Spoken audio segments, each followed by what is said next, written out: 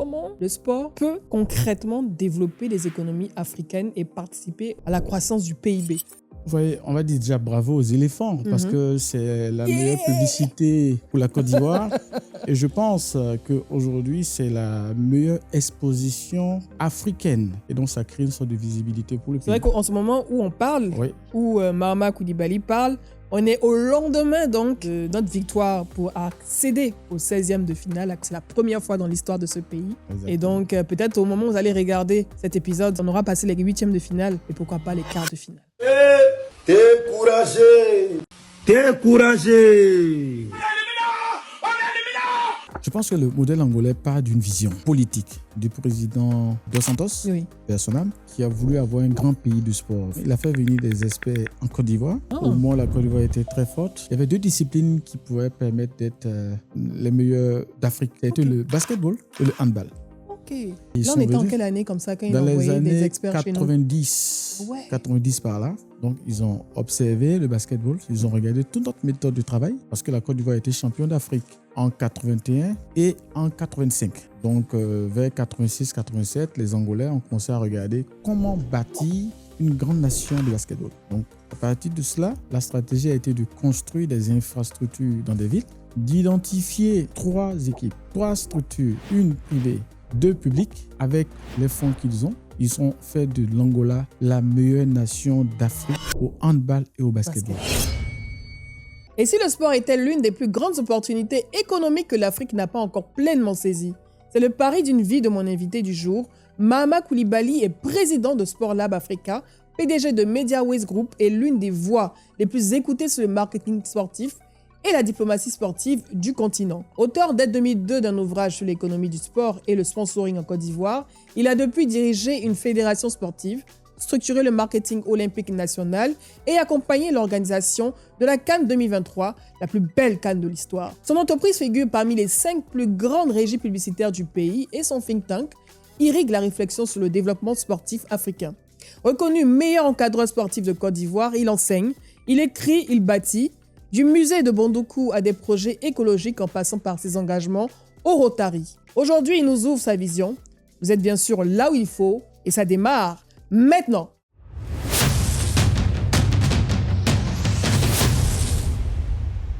Bonjour Mahama. Bonjour, Bienvenue. merci. C'est un plaisir de te recevoir dans ce podcast. Et surtout, je suis très contente parce que je t'ai découvert donc pendant que tu gérais la Fédération nationale de basket. C'est ça. C'est FIBB, C'est ça. exactement. Et c'était pendant les championnats. J'ai vu comment tu as amené donc ce sport et cette fédération à un certain niveau. Tu as donné cette passion donc d'assister aux matchs de basket. On va dire américaniser un peu le show pendant les matchs et tout ça. Pour nous qui n'étions pas forcément intéressés ou passionnés, tu nous as donné envie d'aller donc voir les matchs. Et donc, chapeau à toi. Tu as géré cette fédération de 2020 à 2024, c'est bien ça? C'est ça. Et donc, mais avant ça, tu as beaucoup de casquettes. C'est ça. Et ça m'amène à te demander, c'est vrai que je t'ai présenté dans cette introduction, mais si toi, Mahama Koulibaly, tu devais te présenter, qu'est-ce que tu dirais pour quelqu'un qui ne te connaît pas? Wow, c'est assez... c'est une belle question. Mais en même temps, ça amène à peut-être se tromper. J'ai beaucoup de casquettes, Ouais. comme tu l'as dit. Mais vu ton angle de questions sur la partie sportive aujourd'hui, je dirais passionné de sport, qui souhaite que le sport soit structuré et que l'Afrique soit un terre de mise en œuvre de l'expertise sportive et qu'on ne fasse pas, qu'on n'adore pas le sport qu'à la télé à travers les qualités qu'on voit au niveau international et qu'on puisse développer ce que j'appelle le local sport addict, par une sorte de qualité de mise en œuvre du sport. Quand tu dis local sport, Addict. addict. Oui. Donc, être addict. Être addict de l'entertainment sportif. Ok, d'accord. En fait, aller au sport, prendre du plaisir dans la proximité, ça crée de l'impact local et de l'économie locale. Il ne faut pas que ce soit le privilège des personnes super fortunées qui sont susceptibles d'aller voir des Coupes du Monde à l'extérieur et que dans notre proximité, la qualité du sport qu'on voit au niveau international, on puisse l'envoyer chez nous.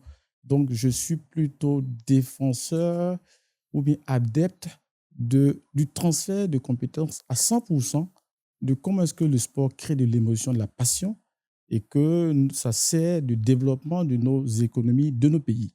Donc, je suis plutôt voilà, passionné de la structuration du sport dans mon pays. Et donc, comme tu l'as dit, je le fais de façon intellectuelle, de façon matérielle. Et donc, c'est un peu l'une des visions que je partage. Et via Sport Lab Africa, où on essaie de travailler avec un réseau d'experts qui ont plus de 10 ans d'expérience. Et bon, voilà, donc je m'arrête là par rapport à ta question. Donc, c'est plutôt un engagé pour le développement du sport local en Côte d'Ivoire et en Afrique.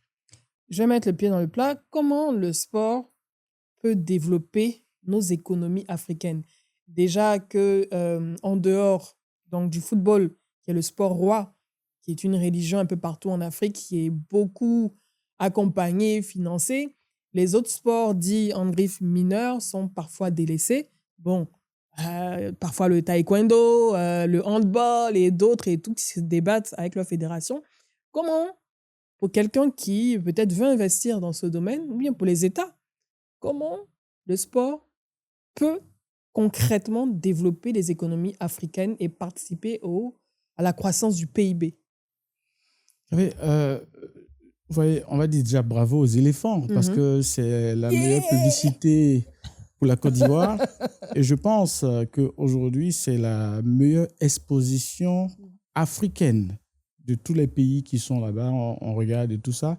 Et donc, ça crée une sorte de visibilité pour le pays. C'est vrai qu'en ce moment où on parle, où Mahama Koulibaly parle, on est au lendemain donc de notre victoire pour accéder au 16e de finale. La Côte d'Ivoire a accédé au 16e de finale. C'est la première fois dans l'histoire de ce pays, donc pour la Coupe du Monde. Exactement. Et donc, peut-être au moment où vous allez regarder cet épisode, on aura passé les 8e de finale et pourquoi pas les quarts de finale.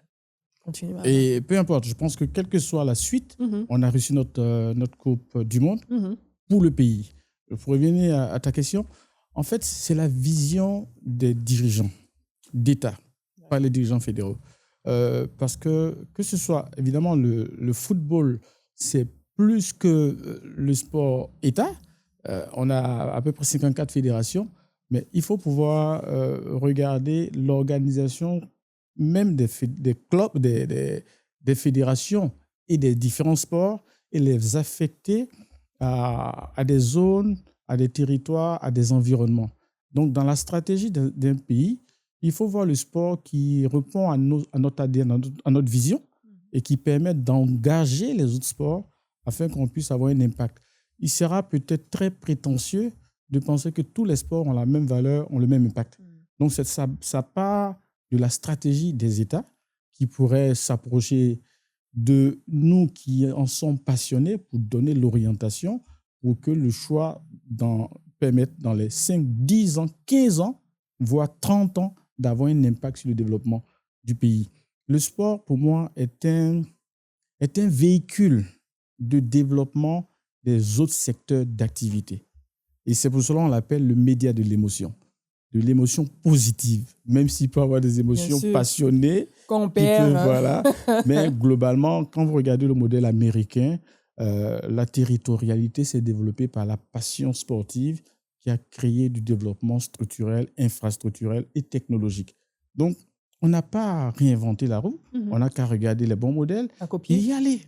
Et donc, c'est ça notre plaidoyer, notre travail au quotidien. Et je suis heureux de ce que le football l'a fait.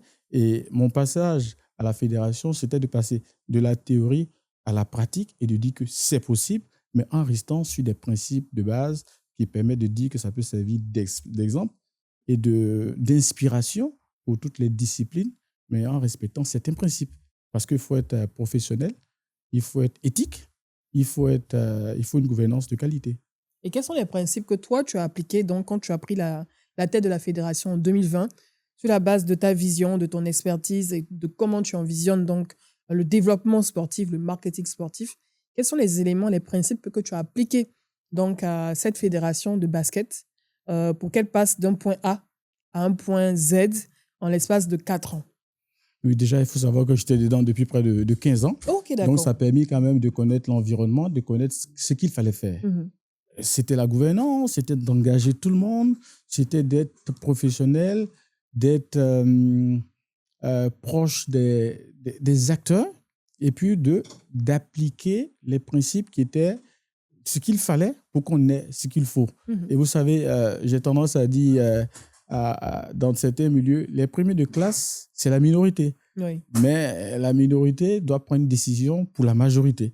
Donc souvent, avoir une gouvernance de qualité, diriger tout le monde vers un but, ça peut nous faire plaisir à tout le monde, Bien sûr. mais in fine, on regarde le résultat.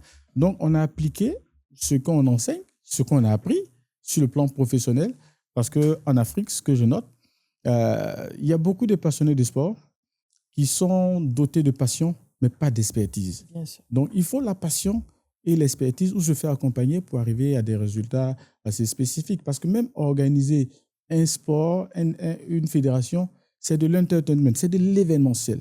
Ça respecte les principes de l'événementiel. Il faut connaître où se trouve la clientèle, qu'est-ce que veulent les supporters, qu'est-ce que veulent les acteurs. Et quand tout ça est bien réuni et bien analysé, on arrive à offrir ce qu'il faut. Vous avez dit le basketball, c'est quoi le modèle? C'est la NBA. Si on se rapproche, je suis heureux que tu puisses dire que tu as eu l'impression d'avoir un environnement qui ressemblait à la NBA, mais c'est le but. Oui. Donc, ça dit, on se rapproche de cela et je pense que c'est ce qu'il faut continuer à faire et c'est ce qu'on a appliqué sans complexe. Et ça a donné ce qu'il fallait que ça donne. Et aujourd'hui, ça a créé une inspiration pour la fédération qui continue et pour les autres fédérations. En fait, ça a jeté aussi les bases, Les bases, pour la continuité. la continuité. Et maintenant, on a un bon rôle maintenant d'être dans une institution, dans un cabinet pour donner des guidelines et toujours être, je vais dire, beaucoup plus objectif dans l'accompagnement des organisations associatives à se professionnaliser parce que la gouvernance fait partie des facteurs clés de succès de l'organisation et de la gestion du sport en Afrique et dans le monde. Et aujourd'hui, vous voyez qu'on va jouer contre la France, l'Allemagne. Si on joue contre une équipe, c'est les mêmes bases qu'il faut utiliser. Mhm. Voilà un peu mon point de vue là-dessus. Et comment on met, dans le cas de notre pays, hein, après il y a d'autres pays dans la CEDEAO, en Afrique, mais comment on met la Côte d'Ivoire, les Ivoiriens, au cœur de la consommation sportive? Quand je dis de la consommation sportive, ils assistent au match, mais ils achètent donc le merchandising, ils créent du contenu autour donc des championnats et autres, ils accompagnent les joueurs, ils identifient les joueurs qu'ils aiment. Je parle dans tous les sports, pas uniquement le football. Comment on met l'Ivoirien, qui est un grand consommateur, au cœur donc de cette économie sportive pour en faire un vrai consommateur de cette économie sportive? Déjà, il y a beaucoup d'acteurs qui sont responsables de la mise en place de cette politique. Déjà, ça commence par la tutelle, le ministère des Sports, les fédérations et les dirigeants de clubs pour qu'ils montrent que ce sont les premiers acteurs. Peut-être qu'il y a un maillon qui manque. Ce sont les agences conseils spécialisées qui pourraient accompagner ceux-là. Les fédérations.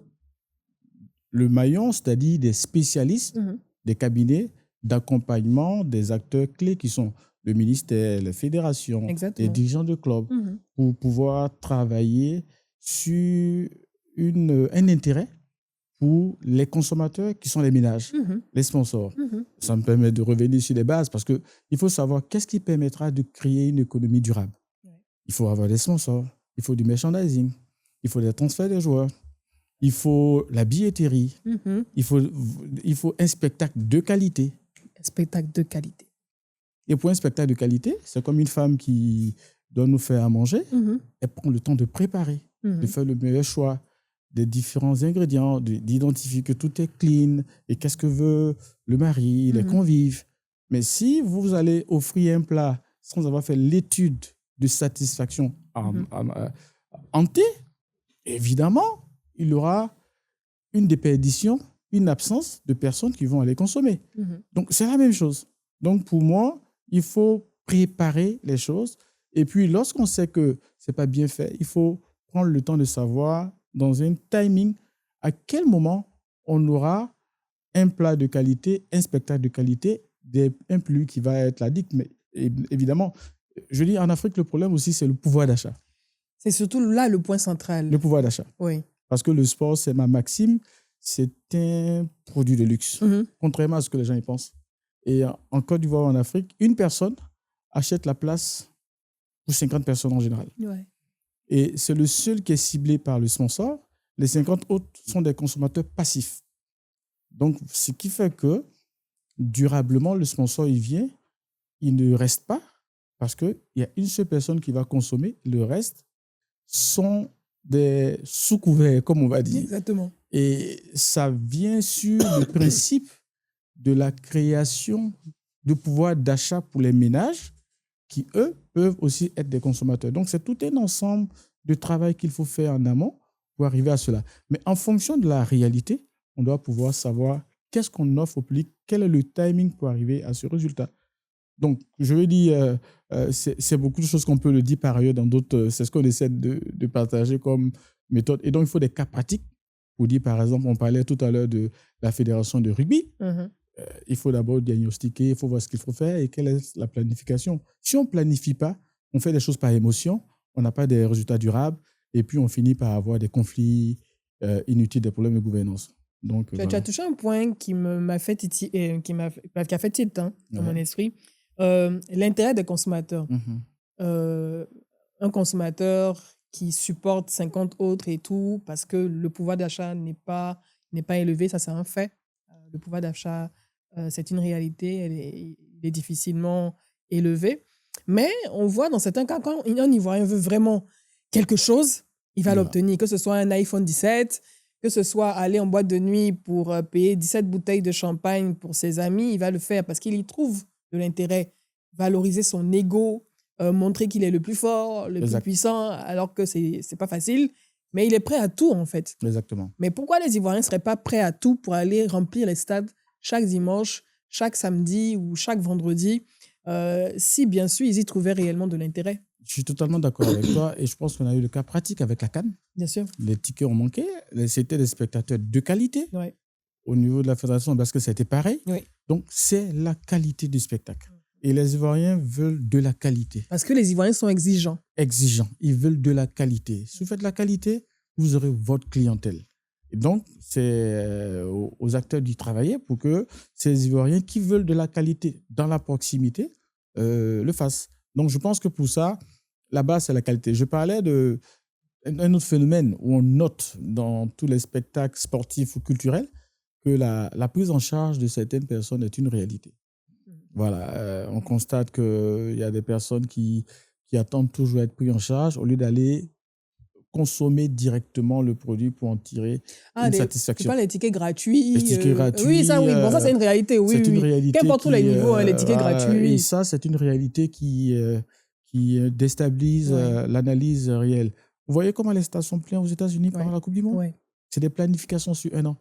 La personne peut avoir le SMIC, mais il veut se faire plaisir. Mais qu'est-ce que fera l'Ivoirien? Je ne dis pas la majorité. On attend d'avoir le dénouement, d'avoir une relation pour avoir un ticket. C'est ça. Et après, on est contrarié lorsqu'on n'a pas le ticket. On déverse des énergies négatives sur la discipline, sur le club et tout ça. Donc, ce phénomène-là, je pense que, tu l'as dit, par la qualité du spectacle, évidemment, les personnes sont prêtes à mettre la main à la poche pour aller voir un spectacle sportif de qualité. Pour ça, moi, je n'ai pas de doute, il faut déjà travailler sur la qualité, mais la bonne planification, la bonne analyse de ce qu'il faut faire.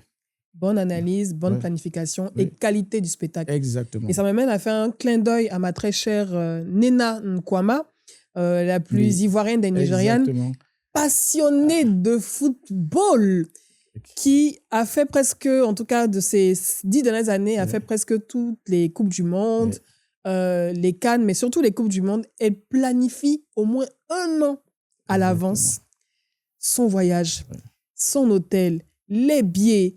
Elle maîtrise toutes les astuces pour pouvoir acheter des billets de la Coupe du Monde. Elle a fait le Qatar, elle a fait toutes les autres Coupes du Monde. Et elle y est en ce moment, en tout cas aux États-Unis, pour suivre donc les matchs. Elle a planifié ça depuis 1 an. Et pour elle, c'est quelque chose de primordial. Déjà parce qu'elle adore le football. Elle a les maillots principalement des principales équipes africaines qu'elle suit, mais c'est de la planification qu'elle fait. Des fois, même, nous, on est dépassés. Nous, ses amis, nous sommes dépassés par autant de, comment on dit en anglais, dedication, d'engagement pour le football. En tout cas, je lui fais un gros coucou parce que j'étais avec elle au Maroc. Oui. Elle m'a épaté par sa planification, son efficacité, son engagement. Oui. En tout cas, bravo Nina et bonne représentation de l'Afrique à la Coupe du Monde. Je l'ai vue en orange. En tout cas, on est fiers d'elle. Chapeau à toi. Franchement, c'est un modèle et on espère que tous les passionnés de football comme elle pourront appliquer une stratégie aussi durable avec une planification aussi mathématique comme elle le fait en fait. C'est le but. Et ça aussi, ça fait plaisir aux sponsors. Parce que quand tu as des fans engagés, des passionnés de sport engagés, mais tu remplis des stades, tu as des championnats qui sont dynamiques et autres en fait. Ce qui m'amène à te demander, tu es passionné de sport, tu es passionné de marketing sportif. Depuis quand le virus t'a piqué? Ouais, j'ai envie de dire que j'ai été un talentueux sportif qui a dévié depuis à cause des études. Donc, je pense que j'avais ça dans le sang. J'étais très talentueux. Là, je vais pas être humble. Non, mais tu n'as pas le choix d'être quand j'étais tout jeune, dans le football principalement, et le basket, j'aurais pu avoir... J'ai failli jouer avec l'équipe de l'Africa dans la catégorie des U12. J'étais à Trècheville, à la Citérade, où c'est la première fois que j'avais vu Zinsou. Quand on avait été recruté, il avait un parfum qui touchait à plus de 10 km. Ah ouais! Donc, on était... Mais après, entre les études, où aussi on avait quand même quelques qualités, et puis le sport et tout ça, on a dû faire un choix, mais on a été tous dans les meilleures équipes de nos lycées jusqu'à l'université. Donc après, lorsque j'ai fait un master, j'ai plutôt décidé de sortir des sentiers battus, de faire une spécialisation, une recherche approfondie sur le marketing sportif en Afrique et regarder les modèles qui se faisaient en Europe. Et puis... Et voilà, et ensuite j'ai fait un stage dans un des meilleurs cabinets en France, sur les Champs-Élysées, qui s'appelle Community, où ça m'a permis d'affiner ma passion, comment est-ce qu'on pouvait avoir de la qualité en Afrique, pas seulement en émotion, pas seulement avec des sportifs qui sont en France, en Europe, aux États-Unis, mais comment est-ce que localement on peut le faire. Donc, c'est là qu'est venue un peu ma passion de pouvoir travailler. Et puis ensuite, mon intérêt pour le social, c'est dans mon ADN. Tout ce qui est comme social, et puis aller sur des défis, des choses difficiles. Et c'est comme ça qu'on a créé en 2002, sur le plan sociétal, quand il y avait eu la guerre, sportivoire.ci, qui a été un creuset de paix et de cohésion sociale et de création d'emplois pour ces jeunes qui sont aujourd'hui des brillants journalistes. Donc, c'est là, et lorsqu'on constatait chaque fois qu'il y avait des choses à faire, parce que il ne faut pas rester que théorique, on a vu des jeunes filles qui étaient dans des conditions difficiles de pratique du sport avec des, comme je dis, dans le jargon de Trècheville, deux pieds gauche, c'est-à-dire deux chaussures qui étaient un peu bizarres. On a dit, écoutez, celle-là, il fallait peut-être y travailler, changer le looking et tester ce qu'on avait vu théoriquement. Et quand on les a pris, l'année qui a suivi, on a été automatiquement vainqueur de la Coupe nationale. On changeait le logo, le look et tout ça. Et voilà comment est-ce qu'on a continué à pratiquer et à écrire et jusqu'à ce que ça puisse donner les résultats qu'il faut, quoi. Voilà un peu. La passion vient de la pratique. On a sublimé et on essaie d'accompagner. Et voilà, et je suis un sportif du dimanche et du samedi, donc on le fera toute la vie. Et basket, principalement. Basket. Non, pas de basket, de la marche. Ah, de la marche, je suis dans un groupe qui s'appelle Sport dans ma vie, où tous les samedis et dimanches, on marche. On fait des marches et également des randonnées. Ah, c'est bien ça. Et on essaie également de susciter, et qu'à travers le think tank sport et santé, que tout le monde marche, tout le monde soit un peu en santé et en vie grâce au sport.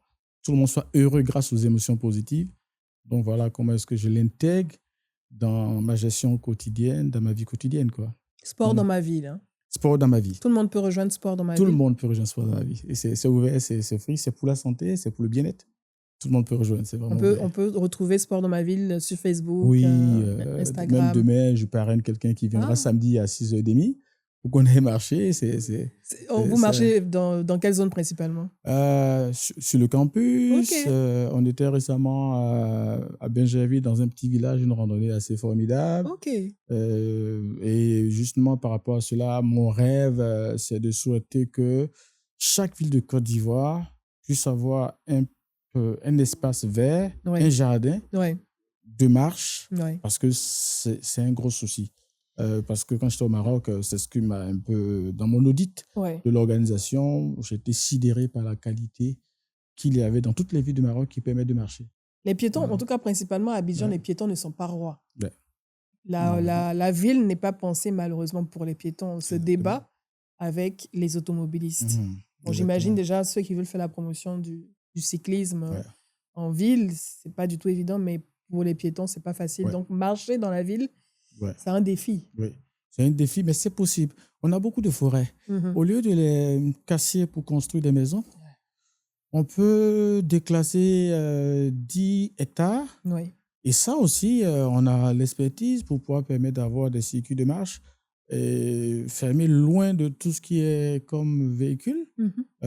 Voilà, on ne peut pas comprendre que quand on prend Dahlia Fleur de Bingerville, Mhm. le jardin botanique, ce soit des Européens dans les années 60 qui l'ont fait, et qu'après ça, on n'a pas réussi à faire quelque chose de similaire. Je dirais bravo à Bini, Domaine Bini, qui Domaine crée un Bini. espace de Salut à lui. vie Mhm. à l'africaine, Oui. où on peut marcher. Et en tout cas, je suis promoteur gracieux, gratuit de ce que toutes les villes puissent déclasser des forêts pour la marche verte, plutôt pour des constructions qui vont créer des problèmes. Parce que c'est important pour la santé, c'est important pour le développement des villes.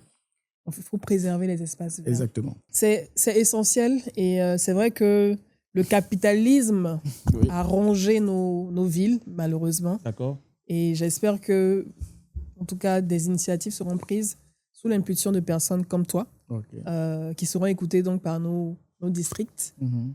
pour pouvoir déclassifier donc, ces forêts pour en faire des parcours de marche. On a besoin d'oxygène dans nos villes. Mhm. On étouffe malheureusement dans nos villes. Bon, on a encore l'intérieur du pays. C'est vrai qu'à Abidjan, tout est concentré à Abidjan, mais ces parcours de marche, on peut les avoir à Yamoussoukro, C'est ça. à Daloa, Mhm. à Mans, Ça. à Korogo et tout. Et j'espère en tout cas que les dirigeants comprendront ce message parce que les populations ont besoin de bouger, ont besoin de pratiquer du sport en dehors des salles fermées. En tout cas, bravo déjà pour cette initiative. Mais à titre privé, je pense que des privés peuvent y faire. Oui, bien Moi, sûr. je pris l'exemple chez moi à Bondoukou. J'ai récupéré une plantation de mes parents, que j'en ai fait un espace vert écologique pour que des amis viennent et on marche. Ah, Donc, à défaut de penser qu'il faut tout investir pour soi, ouais. il faut aussi investir pour la communauté. Si des forêts sont moins chères à acheter, parce que peut-être le politique a d'autres visions, pourquoi on ne se mettrait pas ensemble pour avoir 10 hectares? Et puis, à la limite, si on aime du naming, on mettra notre nom sur l'espace. Exactement. On aura apporté quelque chose à la communauté. Penser collectif. Penser C'est collectif, difficile, ouais. hein, sous notre tropique, en Côte d'Ivoire, de penser collectif, de voir des privés se mettre ensemble pour une vision commune, pour le bien de la communauté, sans aspect pécunier. C'est pas évident. C'est difficile, mais c'est possible. Il faut insister souvent parce qu'il y a beaucoup de déceptions et on croit que ce n'est pas possible. Je pense qu'il faut changer le modèle, il faut y arriver. Et les paradigmes peuvent se faire en Afrique. Quand je prends la NBA, c'est une ligue privée, c'est la seule ligue privée. Donc les États-Unis ont été capables d'avoir une ligue privée pour pouvoir développer et être les leaders du monde. Donc tout n'est pas forcément institutionnel, politique. Si on se rend compte que les portes sont fermées au niveau politique, pourquoi pas, on ne le fera pas. C'est un peu, c'est des risques qu'il faut prendre pour la communauté parce qu'on n'est pas heureux seul. Bien sûr. Voilà, donc pour moi, c'est des pistes. Hein. Je ne dis pas que c'est ce qu'il faut. Et ça peut peut-être fouetter l'orgueil des politiques qui ont plus de moyens. Surtout Ça fouetter leur bouger. orgueil pour qu'ils puissent se l'approprier après. Exactement. C'est un peu l'objet de la création de ton think tank aussi. Exactement. Exactement. Je pense que le think tank a l'objet de faire bouger les politiques. Et le think tank travaille, comme on a dit, sur 5 axes. L'axe de sport et santé publique, l'axe de sport, jeunesse et inclusion, l'axe de Afrique, terre de grands événements sportifs, l'axe de Afrique, création d'économie locale. Et puis le 5e axe, c'est l'axe de sport, diplomatie, communication pour une Afrique gagnante. Et vous voyez, ça doit pouvoir être un élément de communication pour que la base soit saine, pour qu'on puisse avoir de la performance ensuite.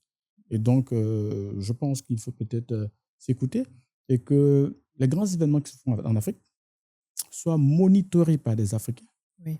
et qui pourraient travailler avec des expertises étrangères pour qu'on ait un héritage en expertise, un transfert de compétences véritable et que petit à petit, on n'ait pas de complexe. Mais ça ne veut pas dire qu'on prendra des personnes qui sont moyennement compétentes Bien sûr. pour pouvoir faire le job. Non. Parce que souvent, en Afrique, on a tendance à dire de l'Afrique aux Africains. Et lorsqu'on n'a pas la compétence, on fait avec ceux qui sont là. Non. Je pense qu'on a certaines compétences, mais il faut peut-être aller vers l'excellence et être ouvert à l'extérieur, mais être lead des projets en Afrique pour un vrai transfert. Parce que le monde, il est capitaliste. Totalement capitaliste. Les marchés européens, internationaux sont presque à l'arrêt.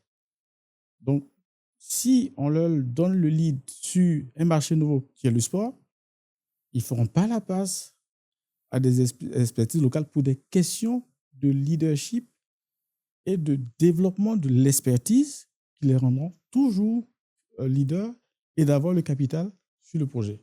Donc, il faut qu'il y ait une sorte de local content avec une ouverture d'esprit sur l'international. Donc, il faut plus de personnes formées de façon très pointue dans le domaine du marketing sportif en Côte d'Ivoire et en Afrique.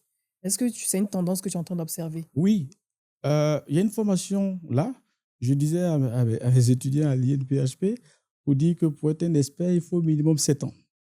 Donc, si on n'en a pas, on prendra des Maliens, des Guinéens, des Nigérians, des Rwandais, mais qui sont des Africains, pour que dans 7 ans, on arrive à ce top niveau d'expertise locale. Donc, il faut susciter l'intérêt à ce que les Ivoiriens puissent soient capables d'être à la hauteur de ça. Je pense qu'il y en a, parce que dans notre recherche, on a des brillantes personnes comme Awa Anderson, qui est à Paris, qui est directeur d'une entreprise. Donc, on a fait un casting, on a identifié ces personnes-là, qui sont les meilleures du domaine, mais qui ont une formation internationale avec les pieds bien ancrés en Afrique. Et pour que, petit à petit, on soit écouté dans les études Macron, pour savoir qu'est-ce que vaut l'économie du sport en Côte d'Ivoire et en Afrique, comment on peut le gérer et avec qui, quel est le niveau des différents acteurs et comment est-ce qu'on y aura un transfert de compétences et de savoir-faire pour qu'on puisse nous aussi permettre à ce que nos 31 régions soient développées par des acteurs locaux qui auront l'humilité d'apprendre et qui ne savent pas faire, regarder dans leur carnet d'adresses des experts qui viendront sous leur leadership. Donc, c'est une vision, c'est une approche. Et donc, nous, on sortira des études ponctuelles. Par exemple, sur la Coupe du Monde, on est en train d'observer. On a bientôt une étude qui va sortir sur le sport, le pays africain le plus sportif. Le pays africain le plus sportif. Le plus sportif. Je suis sûr que la Côte d'Ivoire fait partie du top 10, évidemment. Oui, la Côte d'Ivoire fait partie, mais pas le top 1, parce que sur ça, on parle de savoir ce que j'appelle est-ce qu'il y a 4 disciplines qui remplissent à plus de 50% les stades. Voilà. Est-ce que ces 4 disciplines ont un niveau international de performance? Est-ce que les infrastructures sont de normes internationales où on peut faire une compétition internationale? Donc, voilà, c'est quelques éléments comme ça qu'on essaie de regarder. Tout ça, c'est pour créer un intérêt à ce que localement, on puisse... voilà. C'est un constat. On a 54 pays. Et donc, je pense que cette étude-là va sortir bientôt. Et voilà, la Côte va effectivement faire partie du top 10. Je ne dirais pas plus, mais malheureusement pas dans le top 5. En tout cas, j'ai entendu les différents critères déjà. Oui. C'est assez pointu pour des critères de notation, pour évaluer. Et je pense que vu que ça sera certainement distribué, en tout cas, cette étude sera distribuée donc aux différents États et à qui de droit. En tout cas, pour les différents États, ça va forcément fouetter l'orgueil et instaurer une saine compétition pour améliorer ce qui doit être amélioré pour la suite. Et ça nous a amené à sortir des indices, parce qu'on va être un nom scientifique, on appelle l'indice du potentiel sportif, l'indice PGS.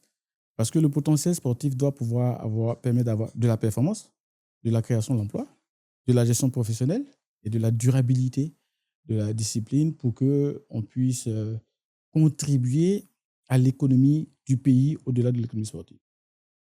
C'est une obligation. Voilà. Le sport, c'est un jeu, mais les enjeux sont plus importants que le jeu. Les enjeux sont énormes. Quand Voilà. on voit la NBA, quand on Exactement. voit l'UEFA Champions League et toutes les autres compétitions et un peu partout dans le monde, Ouais. c'est beaucoup de milliards de dollars qui sont générés par cette industrie. Ça m'amène à te Exactement. poser la question parce que tu as évoqué ce point. Que vaut notre économie du sport en Côte d'Ivoire pour des étudiants qui ont envie d'embrasser une carrière à l'INPHB dans cette filière de marketing sportif, ou même partout en Afrique? Moi, étudiant, moi, professionnel, si je veux faire une réorientation professionnelle, combien on gagne dans cette économie sportive en Qu'est-ce Côte qu'on d'Ivoire? gagne? Il faut voir qu'est-ce que ça vaut. Déjà, le sport au niveau international représente 2,5%, 2,5% et 4% Mhm. sur l'économie mondiale. Ouais, Et en Afrique, on est autour de 0,5%. ok.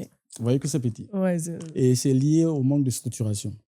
En Côte d'Ivoire, on a souhaité, on est en train de solliciter une étude définitive Mhm. qui permettra de vous donner qu'est-ce que ça vaut. Mais on n'est pas loin de cet ordre de 0,5% de l'influence, de l'impact de l'économie du sport. Voilà. Pourquoi ça? Parce que la consommation sportive est faible, Mhm. la contrefaçon est importante, Mhm. les sponsors ne viennent que principalement que sur le football et encore plus sur les équipes nationales. Oui. Et il y a ce qu'on appelle du sponsoring que nous appelons la danseuse du président. Ça veut dire que un sponsor va sur une discipline plus affectivement que rationnellement. Et donc, après, ça ne peut pas être durable. Lorsqu'on part sur une discipline pour des questions d'affection, au bout d'un moment donné, votre comité de gestion vous dit attention, c'est un peu trop là. On ne voit pas les retours sur investissement par rapport à la discipline. Ou lorsqu'on va sur le stade où il y a peut-être 5000 places, il y a en moyenne 50 personnes Ouais. à qui on fait le marketing target pour pouvoir avoir des retours de choses. Ça devient assez compliqué. Donc, c'est pour cela, il faut structurer, il faut l'évaluer. Mais le potentiel est immense grâce à la canne de l'hospitalité. L'héritage qu'on a eu, les stades qu'on a eus font partie des top 5 des meilleurs stades d'Afrique. Ah, Donc, on a du potentiel d'organisation de grands événements. oui. Donc, on regarde le réel, on regarde le potentiel pour pouvoir faire de la planification. Et la Côte d'Ivoire, en termes de consommation, fait partie des pays où le pouvoir d'achat est élevé. Mhm. On aime ce qui est beau, on aime ce qui est bien. Donc, il faut simplement regarder le potentiel Oui. que d'être un peu, je vais dire, pessimiste sur la réalité. Voilà. Et quand on regarde le potentiel, la consommation de l'informel, comment structurer cela pour que ça puisse que ceux qui sont des acteurs puissent en profiter. Donc, l'État a un travail à faire dans cette structuration, dans cet accompagnement positif de ceux qui font ces efforts pour fabriquer ces talents que vous voyez. Parce que les Amad Diallo, Mhm. les Yann Diomandé, Mhm. les Singo, ils sont venus des centres de formation. Oui. Et ils contribuent à qui? Pour qui? L'économie mondiale. Oui. Donc, comment est-ce que l'économie locale en profite? Oui. C'est tout ça qu'il faut peut-être amener. Il faut peut-être trouver des politiques ambitieuses à l'angolaise où des sociétés comme Petro ont été dirigées pour que des clubs, des fédérations puissent être fortes durablement parce que c'est leur contribution sociale, sociétale pour bâtir une industrie qui va avoir des fondements solides. Et ça part d'une volonté de l'État de Politique. faire contribuer les entreprises. Bon, une volonté politique de faire contribuer les grandes entreprises donc, qui sont dans le domaine des hydrocarbures, du pétrole, pour que peut-être 1% ou 2% de leur chiffre d'affaires puissent financer les différents sports, par exemple. Mais attention, il faut avec des conditionnalités. Bien sûr. Parce qu'il y a un modèle dans un pays qui est le Bénin où c'est à peu près un pourcentage de leur chiffre d'affaires qui sert aux fédérations. J'y étais, mais je pense que ce qu'il faut ajouter, ce sont des conditionnalités de maturation de la discipline. Mhm. C'est là où des concepts comme l'indice PGS permettent d'accompagner par le bas pour que ça devienne des éléments qui feront qu'au bout de 3, 4, 5 ans, on ait une vraie économie, on aurait de vrais emplois, on aurait de la vraie consommation, on ait un vrai spectacle. Oui. Et ce qui fait que tout le monde est content de rester dans cette discipline. Et voilà. constater que récemment, je pense que la NBA Africa a souhaité franchiser des pays Oui, oui. pour que ces pays-là puissent être des lieux de développement du sport. Mais l'élément essentiel, c'était d'avoir une salle de qualité Oui. qui puisse avoir entre 5 000 et 10 000 places. Donc, c'est pour cela l'État doit aussi, je veux dire, aider les fédérations à avoir une sorte de capacité de décision stratégique plutôt que de dire faites ce qu'il y a fait, mais après, c'est les populations qui sont adeptes de cette discipline. Et s'il y a une casse, c'est l'État qui prend la casse. Bien sûr. Donc, je pense que ça, c'est un peu le partage d'idées que nous, au niveau du Think Tank Sport Lab Africa et de nos engagements professionnels, on essaie de partager sans faux fuyant pour qu'on puisse avoir une économie durable du sport.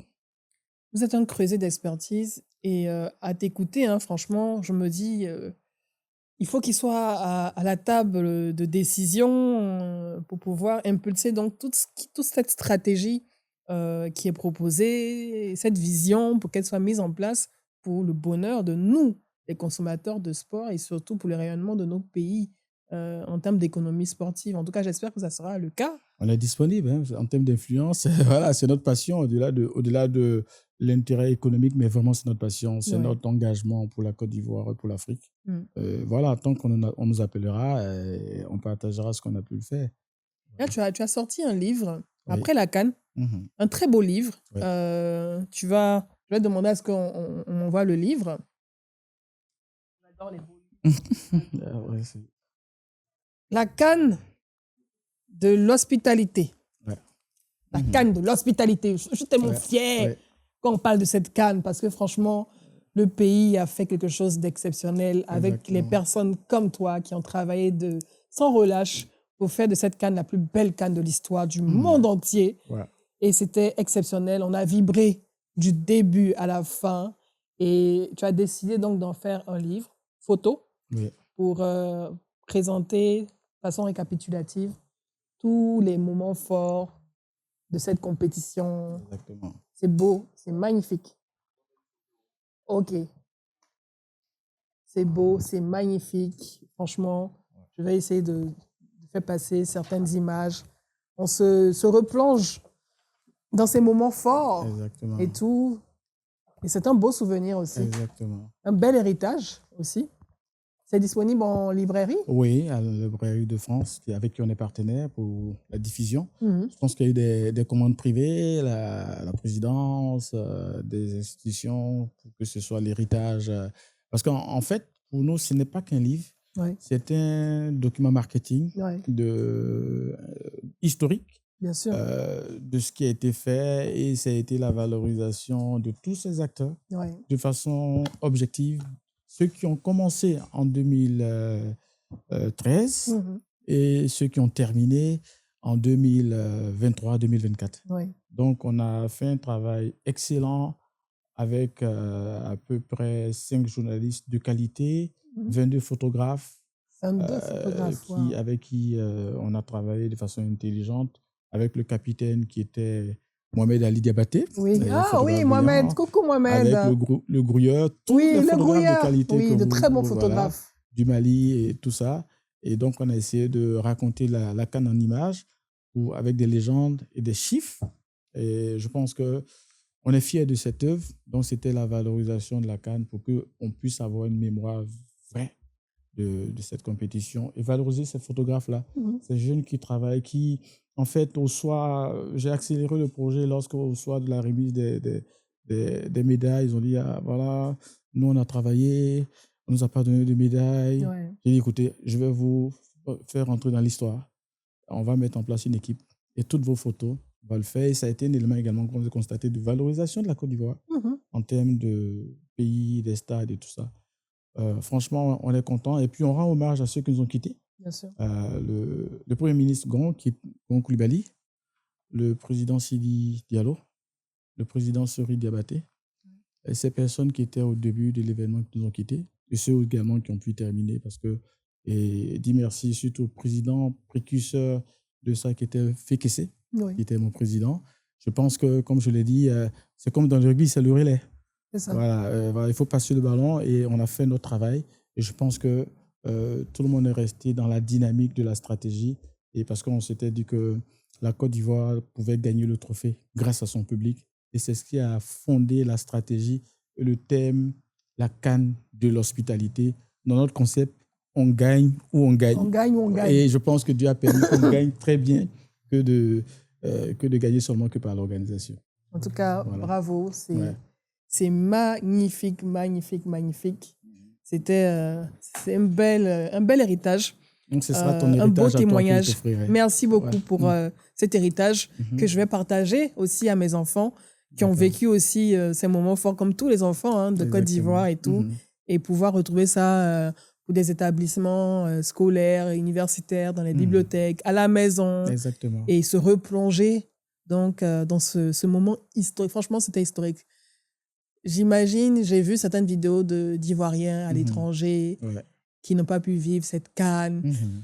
qui l'ont vécu en vidéo, à travers nos vidéos. Ouais. Et nous qui étions au cœur, Ouais. on était vraiment privilégiés. Mhm. Franchement, on était vraiment, vraiment privilégiés. Mhm. Des moments forts à chaque instant. Et pouvoir être, en tant qu'Ivoirien, Mhm. un ambassadeur. Chaque Ivoirien est un ambassadeur de son pays Super. pour recevoir le monde entier. Et Mhm. je pense qu'on a très bien fait le travail. Exactement. Et ce qui a été bien, nous, on a mené une étude de satisfaction Mhm. auprès des journalistes. Mhm. Et on a un taux de satisfaction de 70%. Ouais. Parce que l'enquête s'est basée sur les journalistes des différents pays. Mhm. Je pourrais te transmettre cela parce qu'on pense que souvent en Côte d'Ivoire, on dit les choses par passion, Ouais. mais on essaie de rationaliser pour qu'on sache que la qualité est précédée de la planification Bien d'un sûr. travail scientifique. Et donc, on peut être fier des Ivoiriens, du travail qui a été fait. En tout cas, chapeau à tous les Ivoiriens, à tous ceux qui ont contribué en esprit, en énergie, et au président de la fédération de football, à toute son équipe, au grand Fayet. Oui. Et, Bravo à tout le monde. Hein? On va aussi dire Au président de la République aussi. paix à son âme à Mhm. Gassé, Oui, bien qui sûr. a aussi été au début de l'événement. Quoi. Oui, À tous ceux qui nous ont quittés surtout. Ouais. Aussi. En tout cas, bravo à tout le monde. Merci beaucoup.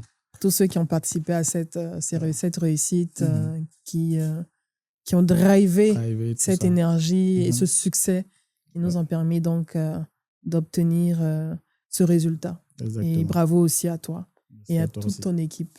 Merci beaucoup. Je vais revenir rapidement sur la formation. Tu es enseignant donc à l'INPHB. Comment un étudiant peut faire pour intégrer cette filière de formation sur le marketing sportif? C'est un master, c'est ça? C'est un master, il y a 2 masters. Mhm. Un master en jour s'appelle le MAMOS, et puis l'IMAGA, c'est un executive master. Mhm. Au préalable, j'ai été pendant presque 10 ans quand même enseignant à l'INGS, Ok. donc pour accompagner les cadres de gestion des stades qui sont là avec l'État. Mhm. Donc, pour y accéder, c'est par dossier. Ok. Je pense que c'est l'INPHP. Nous, on n'est qu'enseignants consultants. Mhm. Et ensuite, ils évaluent le dossier pour pouvoir être acceptés en cours du jour. Et puis, en cours du soir, c'est ceux qui travaillent, qui veulent avoir une expertise en executive master. Mhm. Et également, c'est par dossiers qui sont présentés. Il y a une équipe très efficace, très exigeante, parce qu'il faut de la qualité, Bien sûr. il faut de la capacité à pouvoir rendre ce qu'on va leur donner. Donc, je pense que pour y accéder, le site existe, c'est Serges INPHP. Mhm. Et donc, il y a toutes les informations. Je pense que cette année, c'est déjà bouclé. Ce sera l'année prochaine qu'ils vont ouvrir des formations. Et je les félicite de pouvoir associer des professeurs chercheurs et des professeurs praticiens, enseignants. Donc, ça permet de donner un caractère très pertinent, très efficace, pour qu'ils soient prêts à l'emploi Ouais. pour la suite. Quoi. Voilà. Comment on peut faire valoir quand on obtient ce master? Comment on peut le faire valoir dans le monde du travail? Oui, il faut déjà passer. Justement, moi, je ne reste pas seulement que théorique. En plus, je n'hésite pas à donner des premiers stages, premiers pré-emploi au meilleur de l'INPHP dans mon agence. Mhm. Donc, je pense que j'ai 3 ou 4 qui sont là. J'ai le meilleur habite de Côte d'Ivoire qui a fait un master, qui est chez moi en train de faire son stage de pré-emploi. On a d'autres personnes. Donc, après, ce sont les entreprises qui essaient de leur donner les premiers pas. Et on continue de les coacher pour être sur le terrain. Il y a d'autres qui veulent embrasser des projets personnels. Mhm. Ça aussi, en toute transparence, on les accompagne. Mhm. Et puis, il y a d'autres qui rentrent dans les institutions. Et il y a certains qui viennent de la SEC Mimosa, de l'ONS, des structures publiques et privées. Donc, ils essaient d'aller renforcer cela dans leurs différents environnements. Mais comme j'ai tendance à dire, il faut toujours échanger avec les uns et les autres parce que le sport n'est pas une science exacte. Oui. Donc, c'est pour cela que je parle d'humilité. Donc, il faut toujours revenir, s'assurer que c'est ce qu'il faut. Parce que le risque, quand on a fait un master en sport et qu'on a en face de soi des personnes qui ont 30 ans, 40 ans de sport, ils sont capables de vous perturber Oui, par leur j'imagine. connaissance du sport. Donc, c'est pour ça que j'ai tendance à dire, revenez sur la base du marketing sportif pour avoir la sérénité pour dire, voici comment on organise un événement. Sinon, les dirigeants vous diront, tu as déjà financé un club? Ouais, Tu as déjà joué au football? ouais. Tu sais comment on souffre? Tu n'as rien à m'apprendre. Tu connais nos Tu connais réalités? nos réalités. Et puis, automatiquement, tu commences à douter et tu finis par te dire peut-être que ça ne sert à rien, mais il faut avoir beaucoup de cran, il faut avoir beaucoup de solidarité avec ceux qui sont passés par là pour que l'investissement que tu as eu à faire, ça soit rentable. Et puis surtout, voici un projet qui donnera des résultats ou va avoir des échecs sur lesquels tu vas peut-être rebondir ou impacter, parce qu'il faut impacter son pays quand on fait ces formations. Mhm. Parce que c'est les futurs accompagnateurs des talents qui ont besoin d'être structurés pour apporter au pays et à ceux qui créent ces entreprises. Ouais. Voilà, donc je pense que c'est ce qu'on essaie de leur partager. Sinon, encore une fois, l'expertise étrangère viendra parce qu'elle a beaucoup d'expérience, elle a beaucoup de vécu. Voilà, donc c'est Et puis pour un ça peu de qu'il faut complexe un aussi, de peu de complexe. l'étranger, occidental. Il y a aussi le risque de l'IA où des personnes font des recommandations à partir de l'IA Oui, sans comment ça se forcément... matérialise actuellement dans le marketing sportif, dans ton domaine, l'utilisation de l'IA? Ah, je pense que si on n'a pas d'expérience comme moi, on se laisse prendre par des jeunes qui vous feront des recommandations rapidement par l'IA. Ah, c'est chaud là. Ah ouais, Pour très pouvoir détecter rapidement. rapidement. Très rapidement. S'il faut rester à juger sur des sujets qu'on transmet, ils vous ramèneront toutes les informations par rapport à l'IA. Mhm. Aujourd'hui, je prends un sujet, on dirait quelle est la pertinence de l'organisation de l'équipe de Côte d'Ivoire à la Coupe du Monde. Automatiquement, On ils va vont appeler demander l'IA. à Claude, à ChatGPT. Il vous dira, ils sont à Philadelphie, ils sont dans un beau C'est ça. cadre, failli de qualité. Et voilà. Donc, il faut être capable de savoir que ça, c'est un élément d'IA. Il faut pouvoir faire des sujets pratiques qui demandent à ce qu'ils fassent des enquêtes, des retours d'informations et que ça amène des étudiants, nous on l'a fait, de se déplacer. C'est là l'expérience de Neina doit inspirer les Oui. futurs managers de sport, Exactement. de préparer leurs sous et de faire le tour du monde pour voir et pratiquer le sport, voir les difficultés, voir les réalités.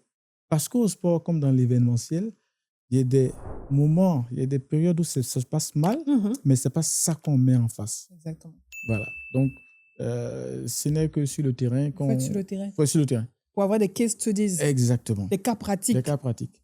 Des cas pratiques. Et surtout dans ça, ce domaine. dans ce domaine, évidemment, c'est ce qui fait que souvent, les étudiants qui sortent sont face à des personnes qui ont des assistants IA et qui les challenge. Et évidemment, ce qui fera la différence, c'est le fait que tu as été au stade de Fauboigny, voir un match, plutôt que d'aller voir un match à la télé, C'est ça. dans un pub Mhm. de Real Barcelone, Mhm. pour comprendre comment le supporter il est, d'où il vient, pour en parler. Exactement. Et si tu restes là, on te donnera des chiffres pour dire, voilà, il n'y a que 20% de spectateurs. Ça n'a aucun sens pour un manager qui n'a pas été voir un match de foot, de hand, pour pouvoir donner son expérience réelle.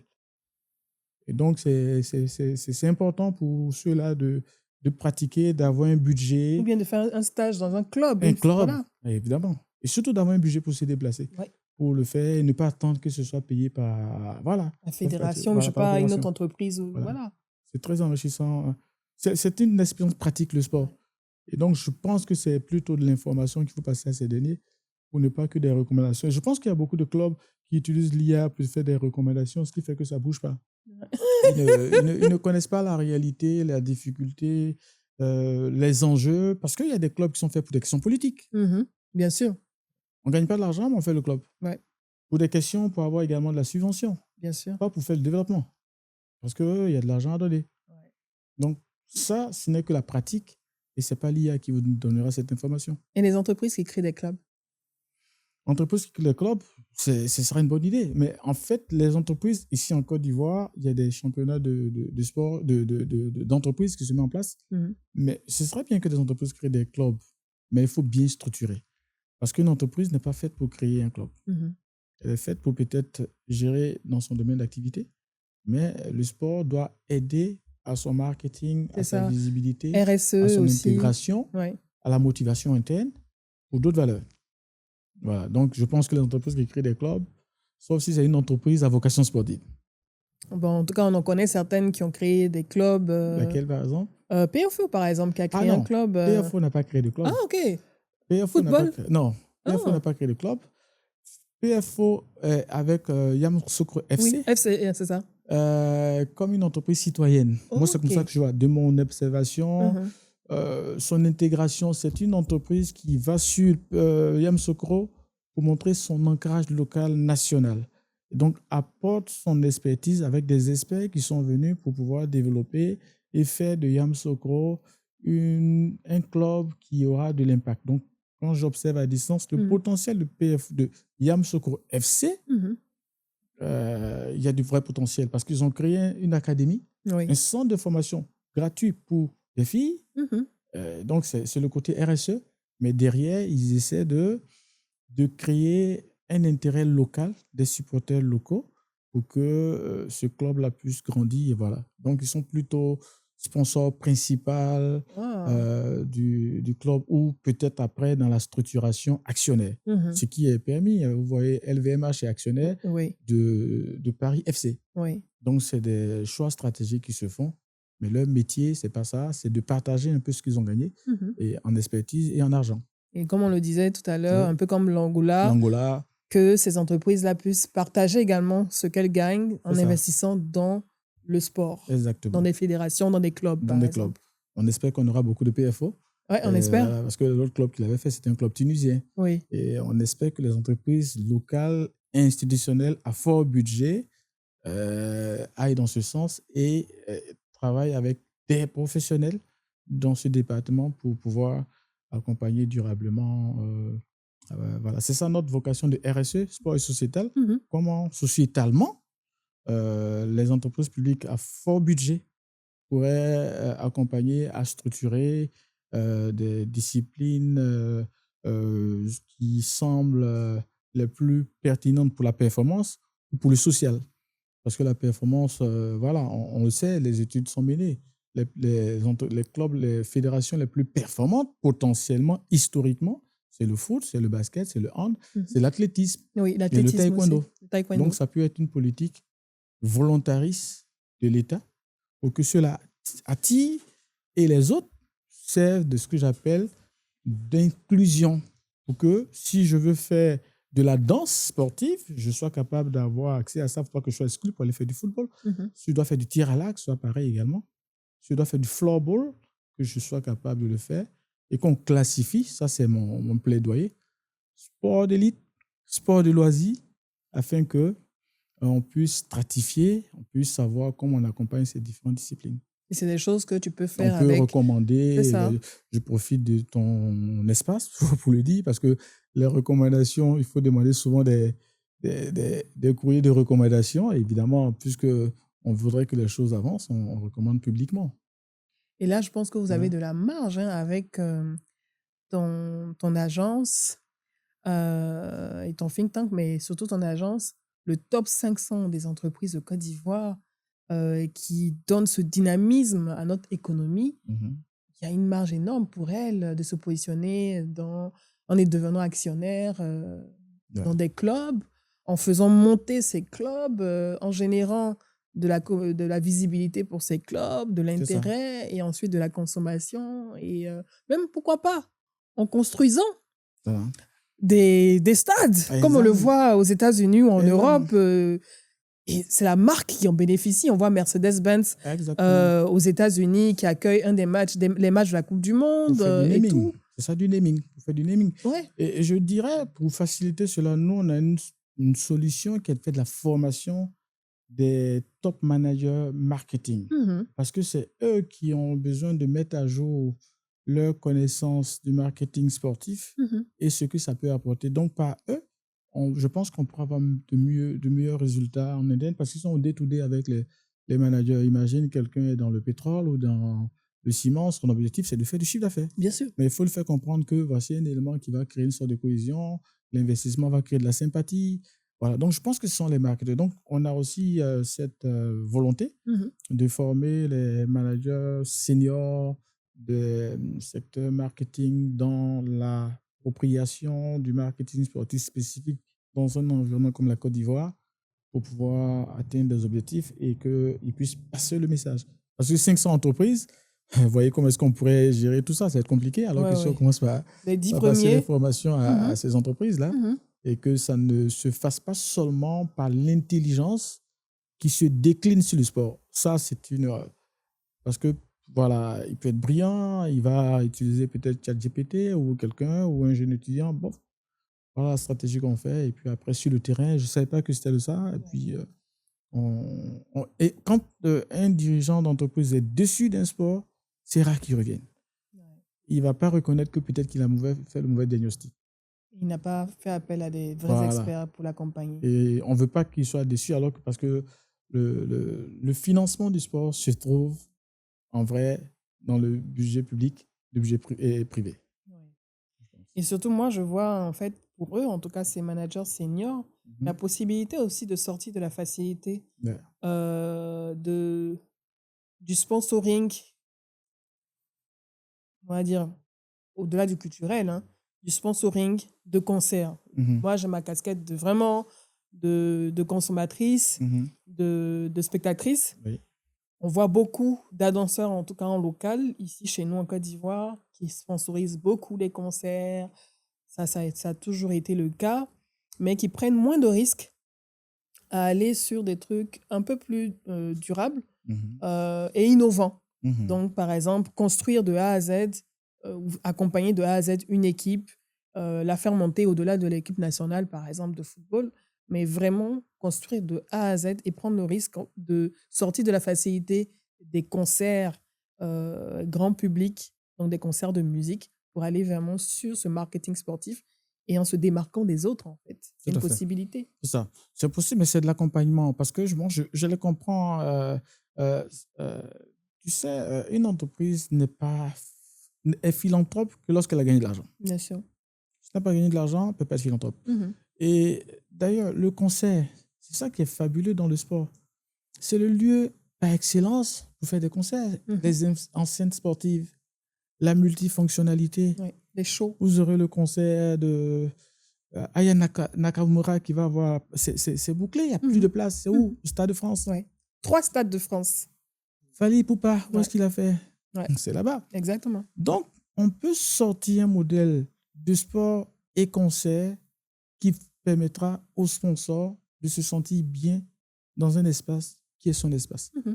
Vous allez au Rwanda, l'Arena, il y a des box qui sont sponsorisés à l'année avec la capacité de faire des événementiels, de l'événementiel professionnel comme ludique.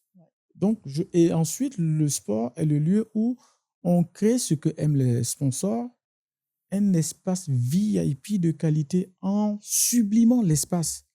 Donc, tout ça, ça demande de l'accompagnement, de la patience. Et puis, pour dire, faites ce choix parce que les Ivoiriens, on parle de notre pays, sont émotions,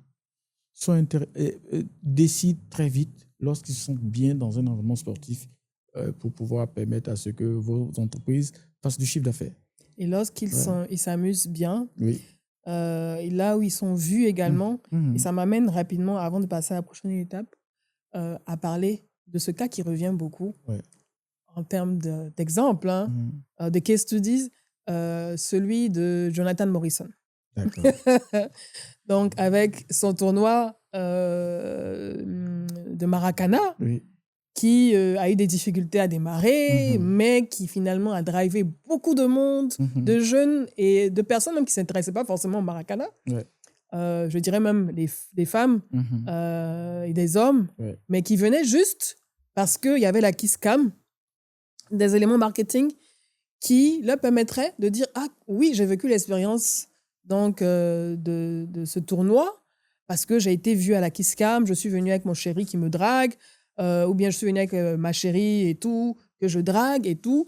J'ai pu assister à un mini-concert pendant la mi-temps ou autre, parce que en fait, c'était un endroit où on venait se rencontrer, pas forcément pour regarder le match, mais on venait pour se rencontrer. Exactement, c'était un alibi. C'était un alibi, en fait. Et donc, c'était plein régulièrement.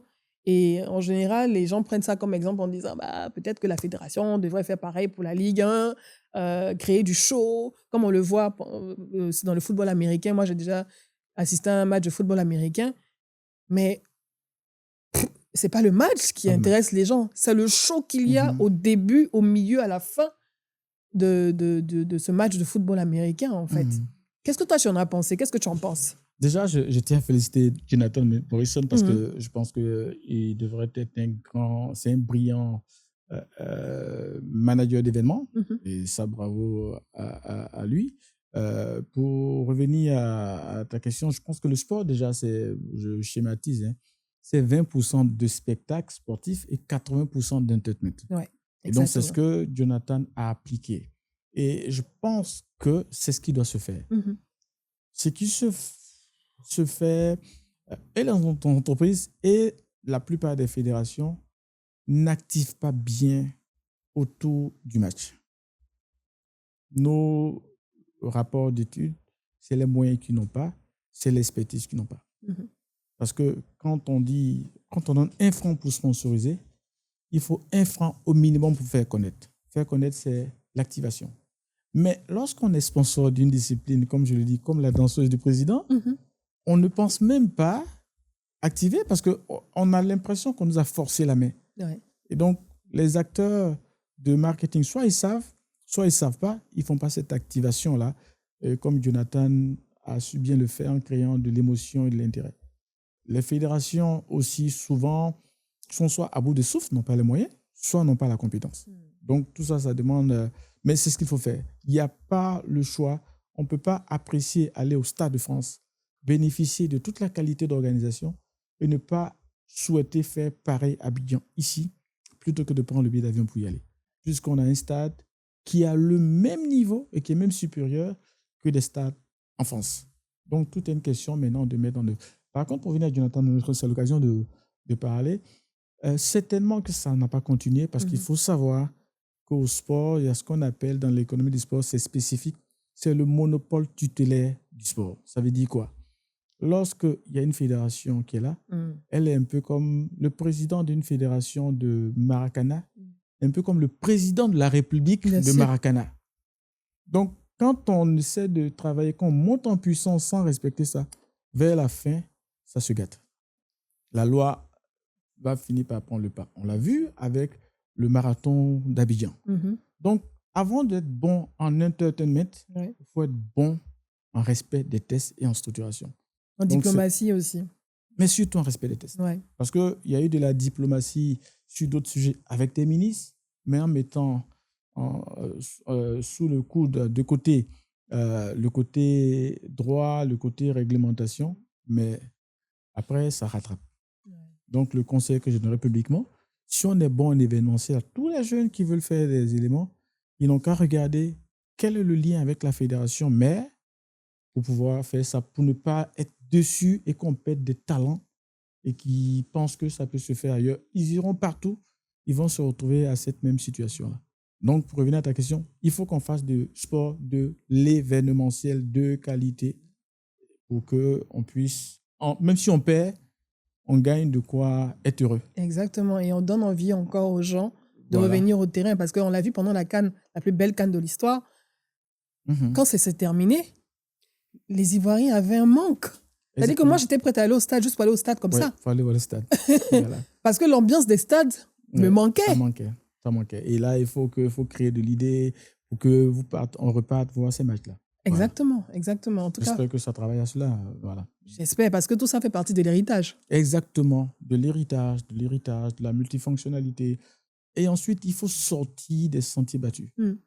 Moi, j'étais en Philippines, une salle de près de 50 000 places.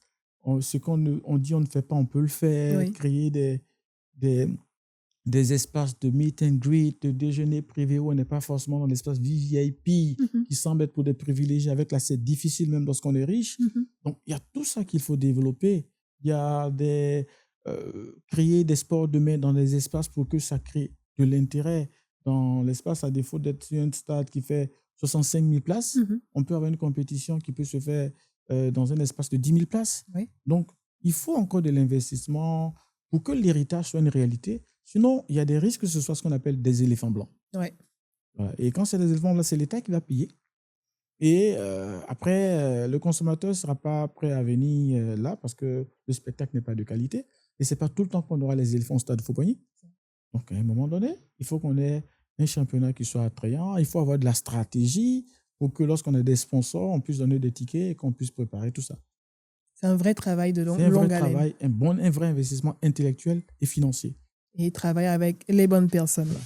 Alors, tu as la tête de MediaWays Group, Oui. donc, qui réunit esprit d'équipe, MediaWays et Le Beau. Ouais. Est-ce que tu peux nous raconter la naissance de ce groupe? En fait, je demandais en off, mais comment tu fais pour gérer tout ça déjà de base? Et comment tout ça est né?